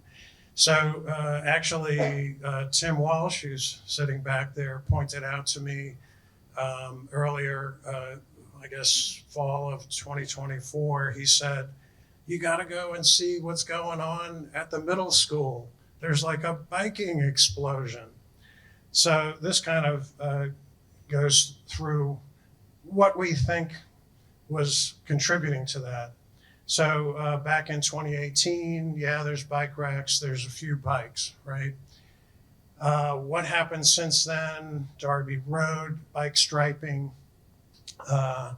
Brookline Boulevard, official bike lanes. We had, of course, we have the Pennsy Trail and the Pennsy Trail Bridge extension. And a word about that, that project was a safe routes to school project, okay? And specifically identifying, hey, how can kids get off of dangerous roads and find their way to school? So these are some photos I took afterward, and it's bike racks, but also fences and posts and all over, more than 100 bikes around the middle school. The high school actually had a nice covered area that they put bike racks in. A little more focused, not as much fences that kids could chain up to, but they were still chaining up to, wherever they could find. So Tim actually reached out to the school district, and we offered help with installing more bike racks, Friends of Haverford Trails, that is. And so they took us up on it, which is great. And so we are installing a whole bunch of U-style racks, which should add capacity for 120 bikes. This was a real surprise to us, and why are we doing all of this? Well, if you build it, eventually they will come, right? And so that's happening. We're also a little bit concerned about bike safety, right? A lot of new young bike riders, scooters. There's a lot of scooters in the mix too, by the way. And we also got some feedback from Recreation about complaints on the trails about bike ped conflicts, shall we say. And these are, particularly the Pennsy Trail is sort of a neighborhood trail, and pedestrians kind of take ownership of 100% of it, right? And so that results in some bike ped conflicts. And what I found is a little bike bell is a great thing. And so we purchased a whole bunch of Bob had recommended that. Bob Thomas recommended that. bike bells. Yes. There's actually an acoustical study that if you say on your left or they Not- wait, it's seen as a threat, whereas a bell is a very Effective. It's very effective. A bell at 100 feet starts to get their attention, and by the time you're there, they fully recognize what's going on. So keep building it, they will come. Thank you.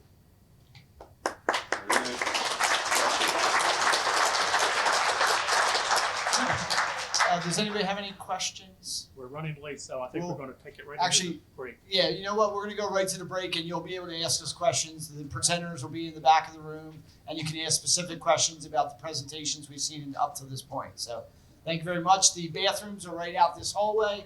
You turn to your left or on your right, and I think there's coffee and some refreshments in the back. And for those standing in the back, there's still a few seats around that you might want to grab because we have about another 2 hours of presentation. So thank you. Okay, so we want to talk about what's going on in Marple Township, specifically around Veterans Memorial Park. Next slide, Peter. The little ovals with the white and the red writing are my notes. And the source book for all the possibilities for trails and little paths in Marple Township is this Pannoni study done in 2020. And I will reference that. Next slide. This shows the primary trail networks for Delaware County that were existing at that time. Those include circuit trails. So these are the major trails for our county. And as you can see, Marple Township in the red there is side tracked, basically only on the edges by a couple trails. Next slide. Of the local trails identified in Marple Township study, that little one there in the middle is the most significant, and that is the Veterans Memorial Park Trail. That's Veterans Memorial Park. Veterans Memorial Park looks like a little square of nicely cut grass with a perimeter walking and running trail around the outside. It doesn't look like it has much potential, but it really does. It's that red box up in the top of the, okay, you've got it? Good. And you can see this connectivity plan that was suggested by the study using bike-friendly roads in the Lawrence Park neighborhood and a green space with a yellow stripe going down to the, right across Darby Creek from the Darby Creek Trail, a possible future connection to get Marple onto the Darby Creek Trail. At the bottom, the blue roads go right down to what is now going to be Delco Woods Park. So that's another major connection. Okay. This is showing the further thing. That's the Gwinnella property now. Oh, Delco Woods Park. So that is a great possibility for connectivity. Next slide. North of Delco Woods Park, the actual property of Veterans Memorial Park, shown down on the gray picture on the bottom left, shows the loop trail in gray. Peter, can you highlight the loop trail on the bottom left there? But that property line goes back at an angle like Northeast Philadelphia, and you can walk back there through the woods, and it goes down a hill. Most people don't get beyond where the grass is cut, but if you walk back there, it's there. And it goes all the way down, and as the yellow line shows on the upper right, it goes beyond that with a right-of-way right around the swim club to, what's that road? Langford Road, which is barely a road when you get back there. There's woods on the other side, but it turns out those woods are the back of New Ardmore Avenue Park. Next slide. There's New Ardmore Avenue Park, right along the front edge, New Ardmore Avenue. If you get to the back of that park and clear out some trees, you could get to Langford Road, and then you could connect all the way between the two parks and connect a whole lot of neighborhoods together at the same time. Next part. New Ardmore Avenue Road actually has some mid-century modern vintage roundabouts on it before they became popular as traffic calming. They had them back then. So it is a low-stress, highly bikeable road. It has the Russell Elementary School at the Sprawl Road end and a signalized crossing that takes you across Westchester Pike to another neighborhood that's disconnected from everything, back behind the Glenwood Cemetery. Next slide. So the light green lines, dotted lines on the roads here show bike-friendly roads that I selected a long time ago and put on Google Maps. Unfortunately, anybody in the world can alter things on Google Maps. So some have vanished and somebody's decided that Westchester Pike is bikeable along a stretch there. It is if you're really brave and hardy. But you can see the connectivity possibilities that take place, really helping the core of Marple Township with Sproul Road and with Lawrence Road, really tying neighborhoods together. Next slide. Now we're going to talk about two other connections in the lower left, circled in red. And those are very local little connections. That is Rose Lane and Concord Road. The park is right there. There's a neighborhood to the right, next slide, with Ross Lane and Rose Lane, it ends just like that. This is the neighborhood around St. Pius X Church. You can't get to it except by taking 4-lane, 45-mile-an-hour Lawrence Road. You can't get from that town neighborhood to the park except getting out on Lawrence Road. So that's the end of the little stub road. If you walk to there and see the fence at the end, you get that fence in the middle picture. Where I'm taking that picture there, you turn around and you see the bottom picture. And right there at the end of the trees is the park trail. All that little stretch, 100 feet, needs a path. They're going to be doing that. They're redoing improvements in the park. And part of it will be adding that extension so that neighborhood connects to the trail. On the other side of the park, go back to that one.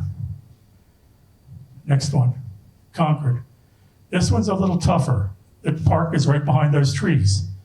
But there's a small stream there, one of those streams like you see in golf courses. It's lined with stones and about 8 feet down. So there'd have to be a bridge and there'd have to be a missing link connecting to the circular trail as well. But if they did that, and it may happen in the future, then you can connect these two neighborhoods together. Both neighborhoods can get to the park. A lot of people can get anywhere they want to go without going onto Lawrence Road. And when you get to this neighborhood, you can also cross Lawrence Road at several points and get into the Lawrence neighborhood, Lawrence Park neighborhood, the back end of Lawrence Park Shopping Center, and down to Delco Woods Park. So there's a lot of potential there. And I just wanted to point that out. And they're going to start some of the work on that now. They're working on the parking lot. If you go by the park now, Veterans Memorial Park, they're working on the parking lot, but this year they'll be taking on the trail improvements. Okay, so that's it. Totally unauthorized presentation. I don't speak for Marple, but I'm speaking for Marple. Okay, thank you.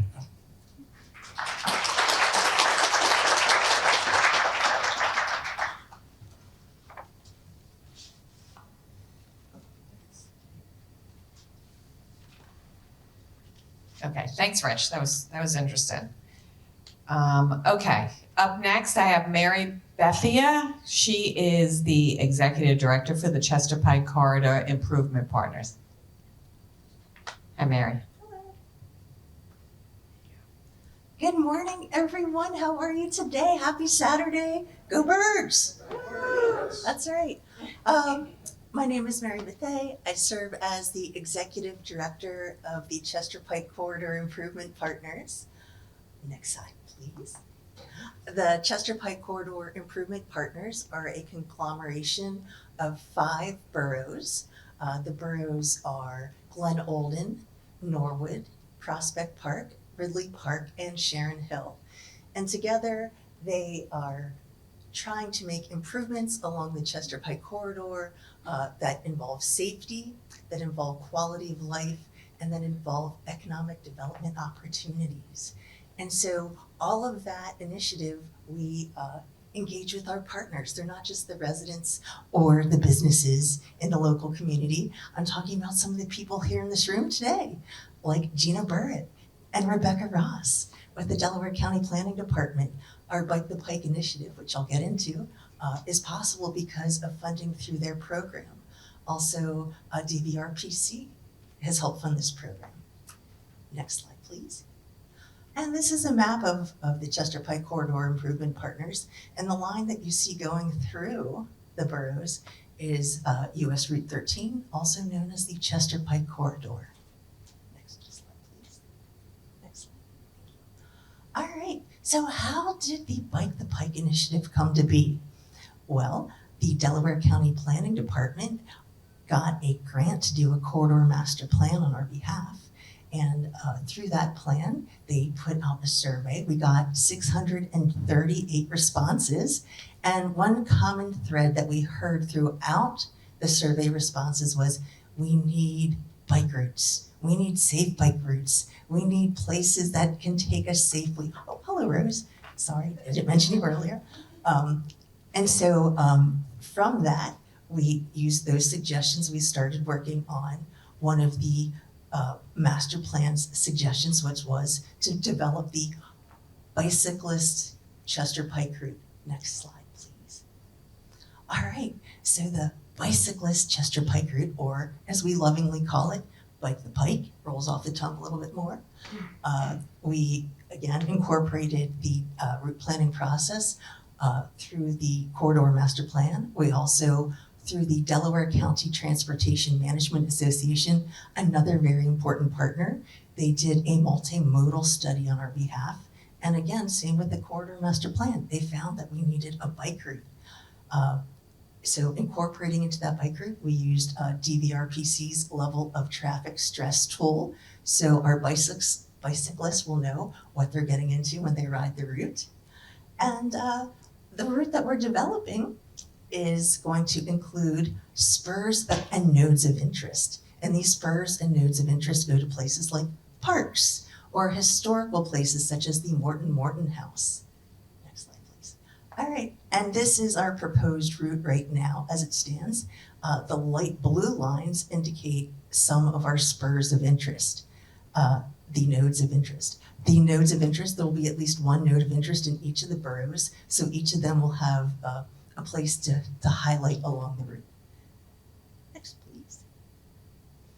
All right, and one of the things that we did with the Bike the Pike route is we developed branding, so we'll have a contiguous look along the route. Our Bike the Pike logo, as you can see right there on the right-hand side, is on our website. It's also going to be used on the 136 directional signs along the 7.2 miles of our route. And we also developed a website. Would you please pull up the website?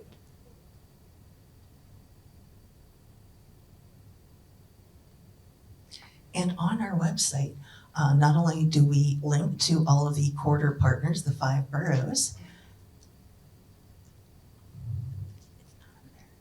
Tell me what you want. Can you put it on the screen? Didn't do it again.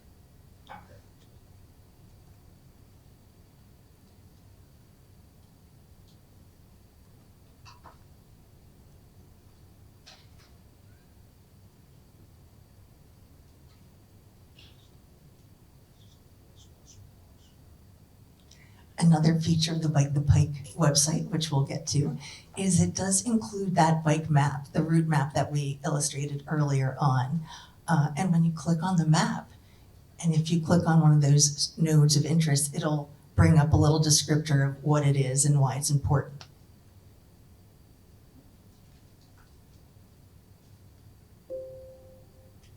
We are still accepting recommendations, ideas, and input on Bike the Pike. We had a soft launch on December 12th, and during that meeting, we got excellent input from the Bicycle Coalition of Greater Philadelphia, thank you, James, as well as the county, thank you, Rebecca and Rose. We're working on updating the website now to incorporate those great ideas, which James suggested. Not only should our bike route, 7.2 miles, did I mention, show the bike route, but show how we can connect to other routes. So you can ride basically from Florida to Maine. No, not that great, but you know what, don't worry about it. It's not working. It's okay, we can just go. So if anyone's interested in checking out Bike the Pike, it's www.bike-the-pike.com. So it's easy to remember.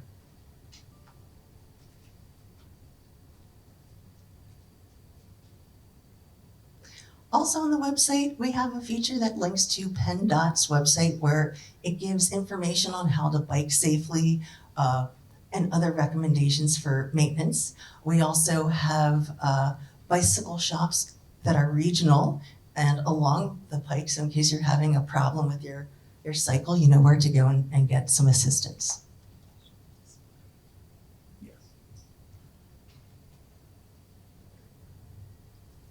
I fixed it. Thank you.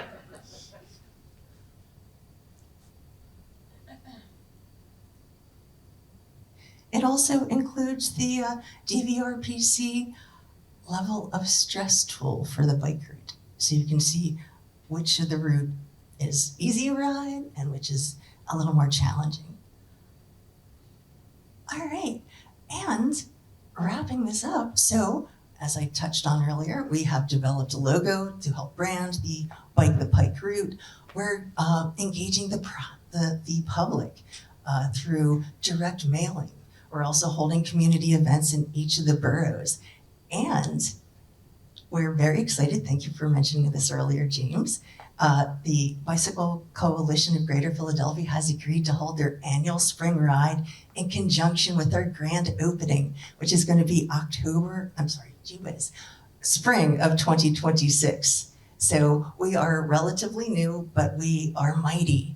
We just recently got our grants and we began in earnest this past September, putting the materials together and getting the website together and our logos and the planned routes and working with PennDOT and all of our partners. So that concludes my presentation and I'm happy to take questions if anyone has any. Take one first. Okay. First, I want to apologize. We can either seem to make the PowerPoint presentation show up here or other programs, one or the other, not both. You're following in very good footsteps. Delaware County Planning started the Bicyclist Baltimore Pike as an example of a designated route with signage that avoided the main road and provided bicyclists a less stressful way to get there. Some of that has now graduated to being bike lanes. And now you're joining the mainline greenway and your effort to make the Pike. Decades after the county put out a pilot project called the Baltimore Bicyclist Pike. So congratulations. That took a long time, but they're coming around. Thank you. And the signage will help an awful lot. Thank you, everyone. Oh.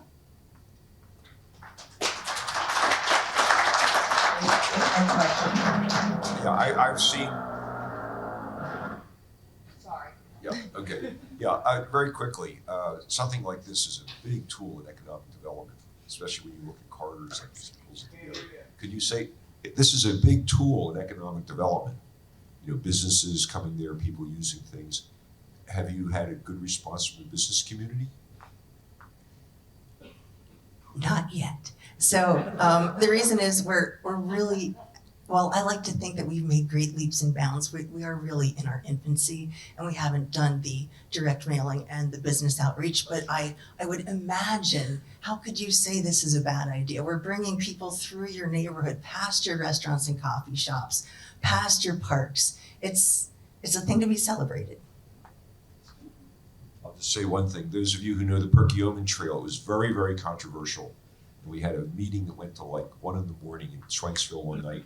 The next morning, the Norristown Herald had a headline, Emergency Money Trail.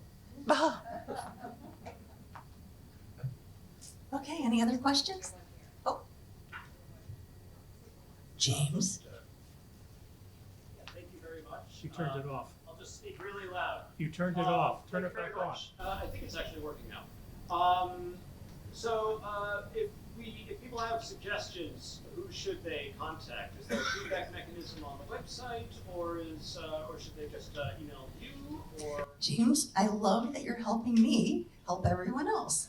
So the answer is yes to both. On the website is an option for feedback.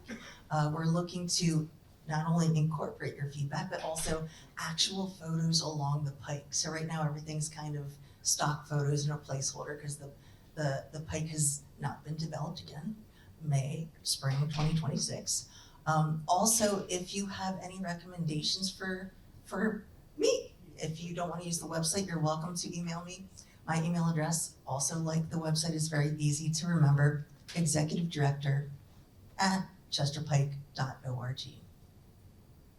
Thanks, James.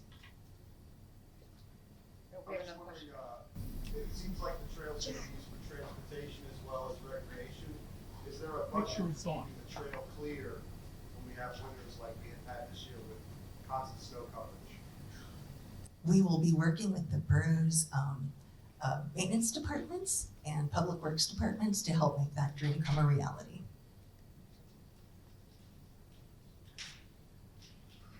All right, well, thank you, everyone. Thank you, Mary. Thank you very much. Sorry for the technical glitch.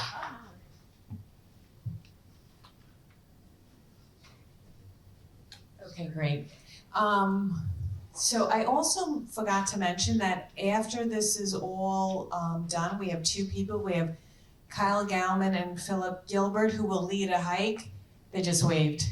So they're leading a hike outside. I know everyone here does not think it's cold out, so you will all be fine. And it looks like most people are kind of dressed for it.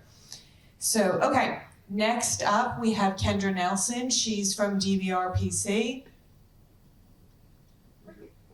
Oh, I'm like, I saw her before. There you go. Hi. Hi. They're always there.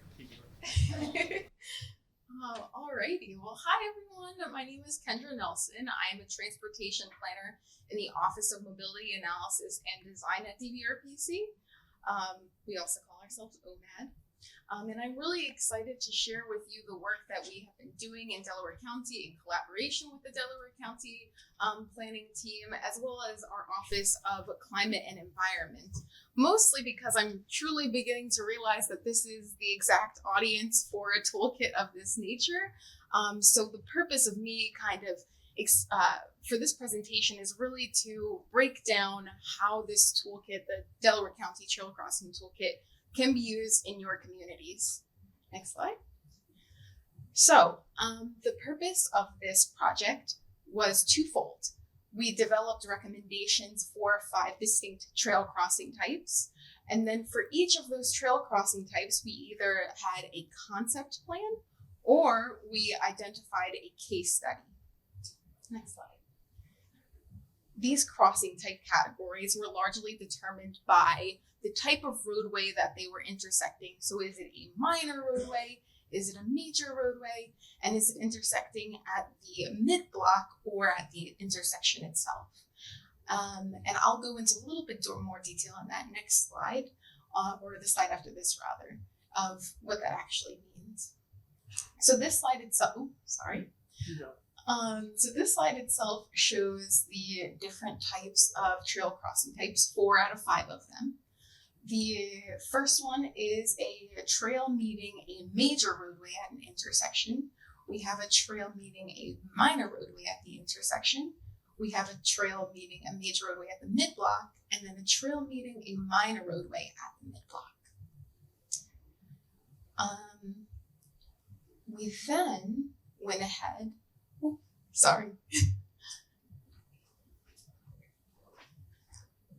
my bad. We then went ahead and broke down exactly what it means to be at one of those crossing types. So the trail types are largely determined by the vehicular speed, the roadway width, as well as the amount of lanes that are there. So a higher speed, wider roadway is typically considered a major roadway. Those roadways also have, 2 or more lanes in one direction. A minor roadway is a roadway that has lower speeds, maybe lower volume, and you mostly are going to be seeing 1 lane of traffic in either direction. So think your neighborhood roads or the small little connector roads that you have. And on this slide, I also show our 5th and final trail crossing type. It is a transit, a trail meets a transit right of way, or more commonly a rail right of way of any kind. So on this slide, I'm going to begin building a puzzle with you all. The first piece of our puzzle is the fact that our team went ahead and identified the most common trail treatments or interventions that you could use in trail crossing. We also then correlated them with 3 different benefits. One of the benefits is traffic calming. Another benefit is physical separation. And then the final benefit is increasing visibility or mutual awareness of roadway users and trail users. An example of this being that a pedestrian refuge, gives you the opportunity to have physical separation from that vehicular traffic, but then at the same time, you're also potentially calming traffic because you're reducing the amount of space that is in that roadway and kind of suggesting to folks subconsciously that perhaps you should be slowing down a little bit. Next slide. The second piece of this puzzle is going back to our trail crossing types, the 5 of them. We, along with our partners at Delaware County, identified 5 different concept plans, and these concept plans were mostly selected due to their proximity to existing trails as well as in-progress trails. Next slide. And then to fill in the blanks of where we didn't have any concept plans, we, along with our colleagues at DVRPC, identified 3 additional case studies. For the trail meets a major roadway at the midblock, a trail meets a minor roadway at the midblock, and then a trail meets a transit or rail right-of-way. So now we've come to the puzzle all put together, which is why I broke it down in the way that I did. So we have those interventions that I told you about before, where they're linked with their associated benefits. Then at the top corner, we have the trail crossing types and their associated concept designs or case studies. And in each area where you see yellow, that's where we identified that it is more than likely appropriate for you to consider that particular intervention. If it's a dark yellow, though, that means that it's only, it is also actually recommended for that particular case study that we are looking at. Next slide. This is a breakdown of how our toolkit looks. So we give you a little bit of an explanation of all of the different types of interventions that we give, what benefits they correlate with, and what are your special considerations that you should be taking a peek at.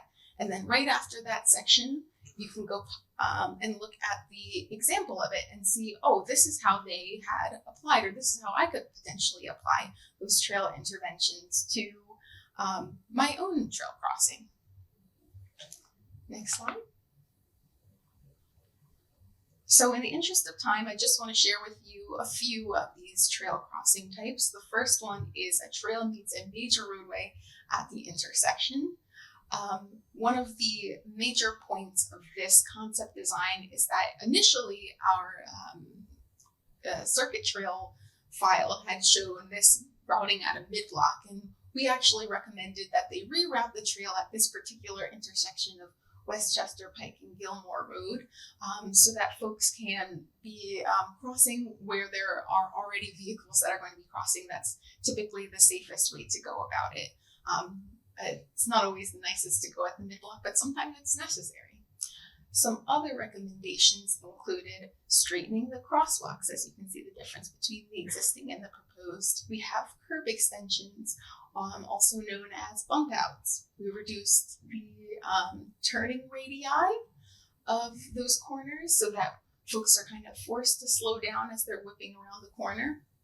And of course, we have some trail crossing warning signage so that folks know that there may be increased amounts of trail users, pedestrian users at that particular location that might not expect it. Next slide. Our next example is a trail meeting a minor roadway at the intersection. This is at Vermont Road and Warrior Road, and I was really excited to see that it was actually talked about in the summit. So some of you may be a little bit more familiar with it than I initially expected, which is great. For this particular design, we not only recommended a potential trail alignment for that southern piece of the trail, you can see the little blue line over there, but we also recommended adding additional crossings, straightening the crossings that currently exist. We recommended not necessarily bump outs, sorry, that's a little bit of a flub, but we reduce the corner radii. And we also emphasize with those elephant tracks, the green ones next to the crosswalks, what we predict to be maybe a safer route would be, or a more comfortable route for you to be taking. Next. Yes, please. And our final trail crossing type that we're looking at is the trail meets a rail right-of-way or a transit right-of-way, as I referred to it before. This is a little bit of a different type of crossing than the rest of the crossing types, mostly because, you're not going across a vehicular right-of-way. That means that you're not really going to be focusing on stopping any vehicles because trains aren't stopping for you, unfortunately. Next slide, please. Instead, we mostly focus on trying to warn pedestrians that you are going to be crossing a rail right-of-way. That's with signage. And the next portion of that is also identifying or trying to create a smooth and perpendicular crossing for folks over the tracks. And you can really see that in the picture over there.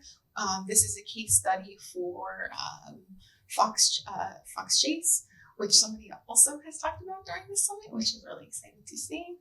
This is Fox Chase or Marple Street? Fox Chase, Laura. Yeah, Fox Chase, Where Metro. Alrighty, and that's basically it. As you all saw, there was a lot of draft signage on that, and that's just going to show that we're about to be publishing this report soon, and I'm really excited to share it with you all. Sneak peek. Yeah, this little sneak peek of it. We're in our final bit of review for the project, so it'll be out quite soon. And with that, I will leave you all with questions. It's actually, it'll be on the website. Yes, it will be publicly available on the website. Do you have an idea when? In It's the hard to say. near future. It's in the final stages of review. So my question is about the end of the Pennsy Trail. You looked at Gilmore Road, but the Pennsy Trail doesn't go to that road. It goes to Vernon Road, which jumps you onto Westchester Pike without any crossing. So is it recommended then to ride on Westchester Pike until Gilmore Road? I believe I might defer to somebody who's working with the trail itself, because we really focused on identifying what is the closest marker to that trail. So I believe that just north of it, that trail goes to the extent that you're identifying. And the crossing would potentially go through a nearby shopping center. So you would then be guided to that Gilmore Road crossing at Westchester Pike. I'm sorry, does that answer your question? Yeah, I hadn't seen any connection to that shopping center. So yeah. What seemed to happen there was the study was going on at the same time as the trail design and construction. And for whatever reason, that part of the trail behind the Leonard Shopping Center is up on an elevated embankment with I won't call it a stone, manufactured stone retaining wall. And you can't get down to the parking lot level at the Lawrence Shopping Center, which is one of the legs of that intersection. So the trail now takes you to the other road that you mentioned, Vernon Road. And whether that can be remedied or not, we don't know. PennDOT pointed out to us that you don't want to have a mid-block crossing that close to a signalized intersection. So you can't do something right across at Vernon Road. The best place to cross Westchester Pike is Gilmore Road, coming out of the Leonard Shopping Center. So we will have to see what the future holds. If you go there now, James discovered that somebody went and dumped a little gravel at the curb at the right-hand edge of that parking lot so that bicyclists could wander down the dirt path and instead of jumping the curb, take the gravel down to the surface of the parking lot. On the other side, where the pedestrians are and where the trail comes first from the north, that whole bank is worn with dirt from people walking up and down the steep embankment before the wall starts. So the desire lines are turning up, and people do want to get from that trail to the Leinert Shopping Center. Whether the mismatch was because of gradient or other engineering design decisions, or whether it's the unwillingness of the owner or the tenant of the shopping center, I don't know. But that's the way it ended up being different. The two things are different for that reason. We have another question here. I love the toolkit and some of the concepts that have been really, really nicely done. To what extent has there been coordination with agencies that deal with those other crossings, such as PennDOT or SEPTA or rail? Has there been any cross coordination with details? Great question. Yes, there has been. We provided, I believe, a draft report to our contacts at PennDOT. They also attended a couple of our stakeholder meetings, so they're well aware of that this work is being done. In terms of meeting with SEPTA, I don't think that they were fully a part of our steering committee, but that's something that we can definitely share with them to get their thoughts on. No worries. Okay, we have another question here. I had a question about the Westchester Pike crossing. I think it was like 3 slides back. I'm curious if that is like a state route or if it's a township route, just to kind of see who like the stakeholder is to manage that like installment of those suggestions. And also, is there any discussion around light cycles as well? Because I know there's a really similar road in my neighborhood, 202. Which has a walking trail, bike trail, and shared mixed-use trail. And the light cycle always gives the left-hand turn the right way, like every single time, without any kind of like LPI or anything like that. So I was wondering if that's something that's going to be rolled into the suggestions as well. Very good question. So on your first, on the first part, I'm not quite sure. I'd have to get back to you on who would be handling implementation of those recommendations. However, It's a state road. Westchester Pike is a state road. It is a state road, yes. And on the second part of your question, that actually is really great because there's a little piece of the toolkit that I wasn't able to include for the sake of time, and that is all of our signalization and signage recommendations that are formatted exactly the same way that you saw the other interventions. And one of them is, bike signalization to make it so that folks maybe have a protected phase.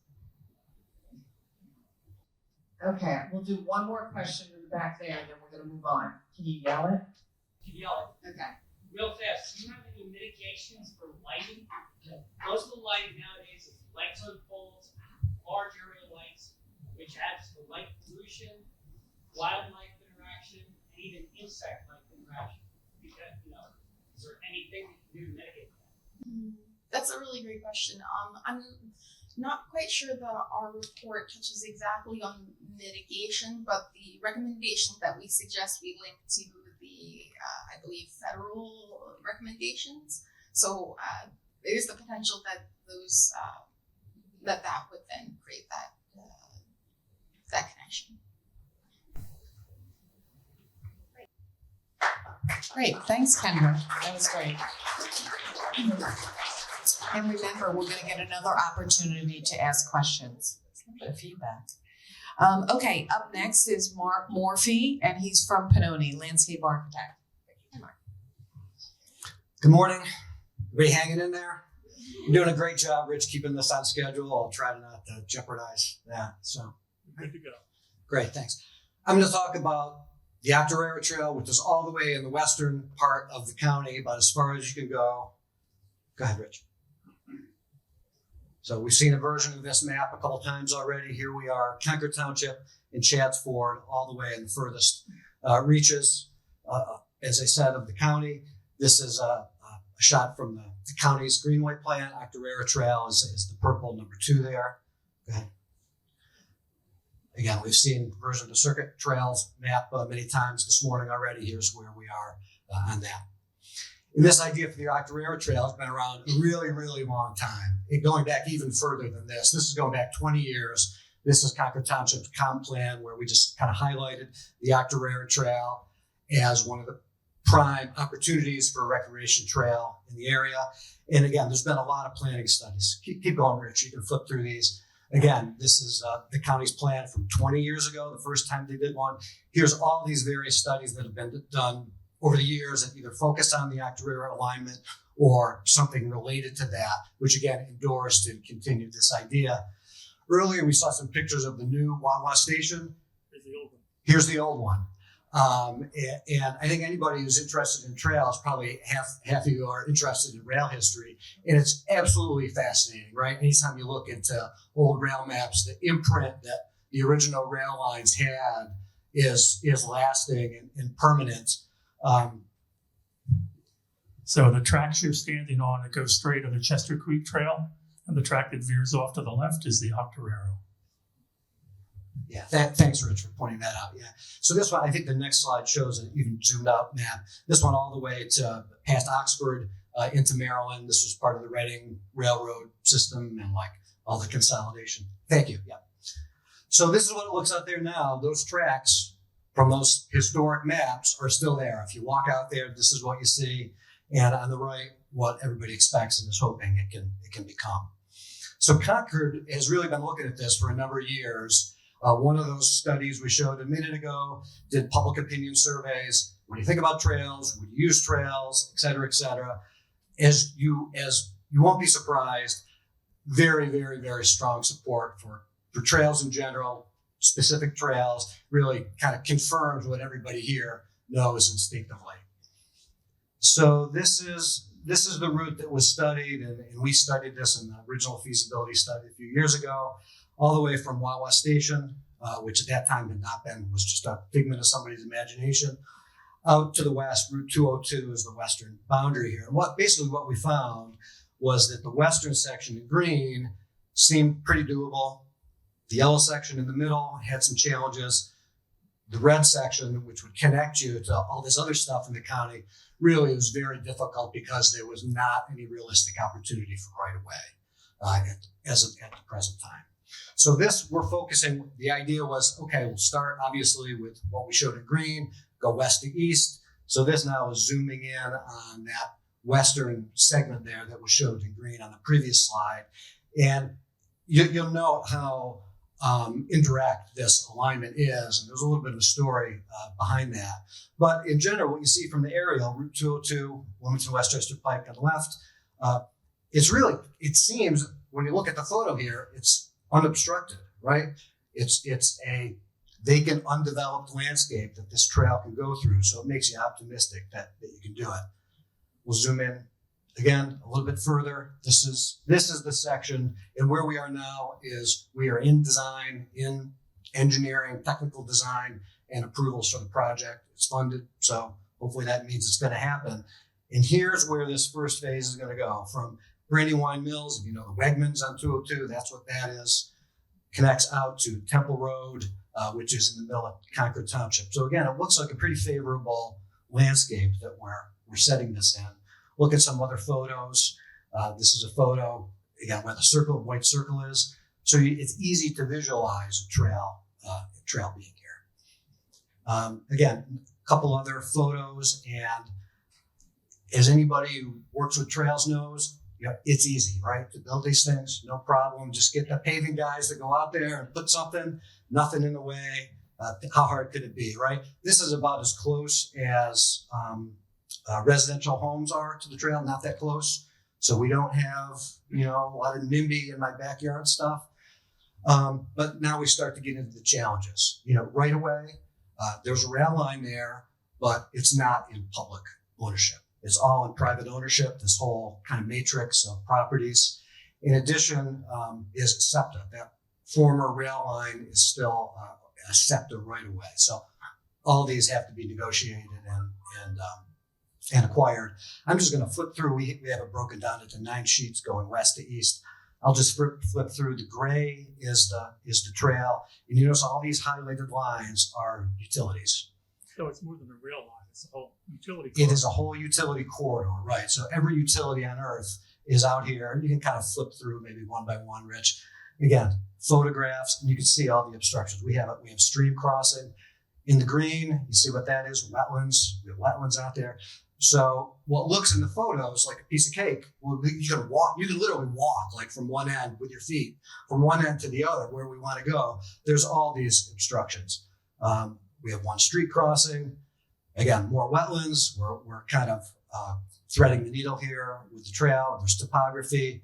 We have a former rail bridge. So there's all this stuff out here that's in the way. And when people wonder, why does it take so long and cost so much money? This is why. It takes a long time, costs a lot of money. So we end at Temple Road, at least this phase.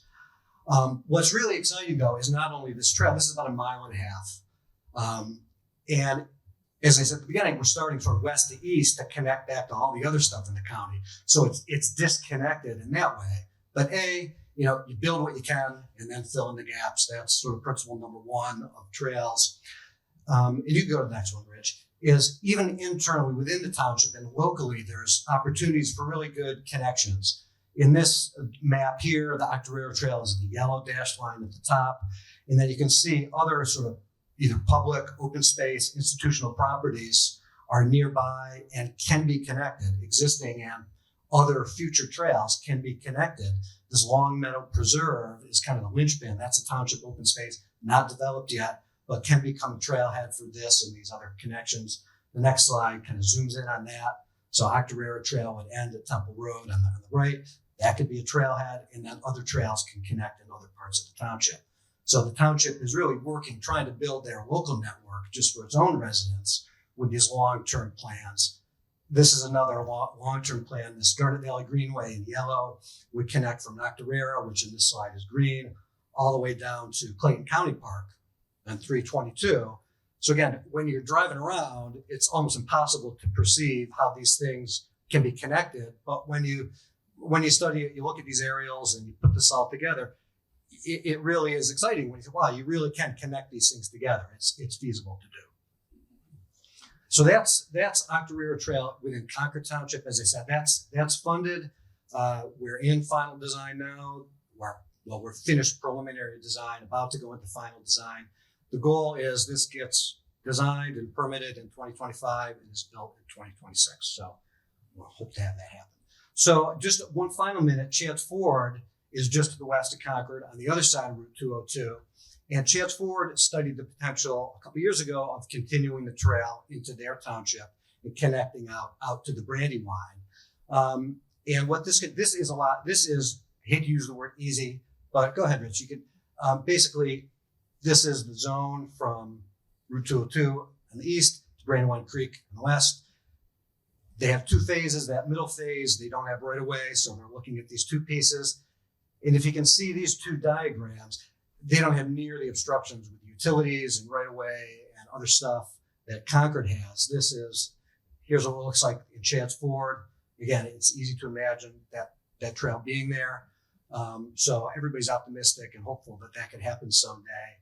I think where Chance Ford is right now is they're going to let Concord build this section of the Octoraro, which brings it up right to 202. Chance Ford would then hope to continue it west into their township. There's no funding for that yet, so that whole fundraising and grant seeking stage would need to occur, but that is hopeful that happens. So that's it. Again, rails to trail. Hopefully this happens the way we think it will. Thank you. Great. Any questions?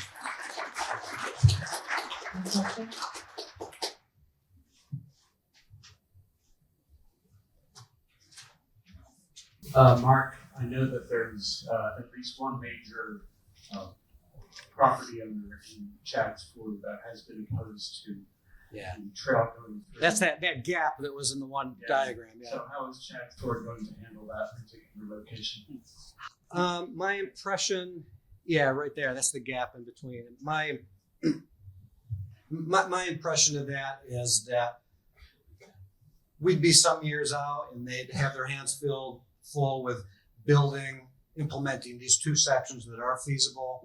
And, I think it's when that time comes, then they'd revisit that. But you're right, as is often the case on these projects where you don't have public right of way, there are occasional objections that are hard to overcome.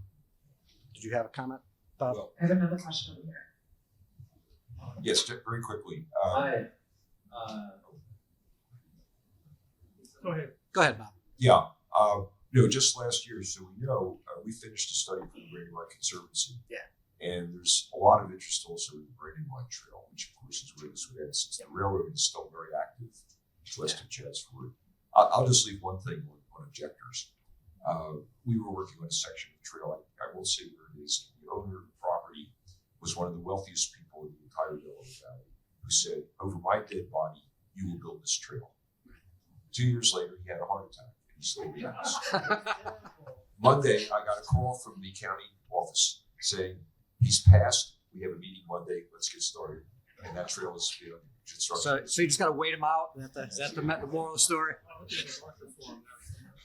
Hi, my name is Mike Fuller. I'm helping with the mailers 6 section. We also have a big gap like that from the southern end of the Pennsy to the spur trail that was recently built by Chapman Park in East Limestone. I'm wondering about the validity of trail counters on either ends of the gap to show traffic that's there now and what could be after it was built. James Bergman was also mentioning about on Lansdowne, the bicycle patterns changed, like Scottdale Road. Before and after, I think that everybody here is to some point involved in filling trail gaps, right? So the use of trail counters, I think, is a really valuable tool for all of us to consider. And I would love to talk to other people who are using them. Do they exist for pedestrians and bikes and a combination of both, and maybe video? I don't know, but I think it's a really good tool. I can help with that. DVRPC has a regional trail counter program. It also covers some bike lanes. The trail counters basically use infrared to detect blobs of heat going by. There's 2 of them at slight angle, so they can detect whether the blob of heat came this way or that way. There's also a metal detector in the trail, so if it's a blob of heat with metal, that counts as a bicyclist instead of a pedestrian. There's only 1 trail counter in all of Delaware County. There are only about 15 counters in the whole region.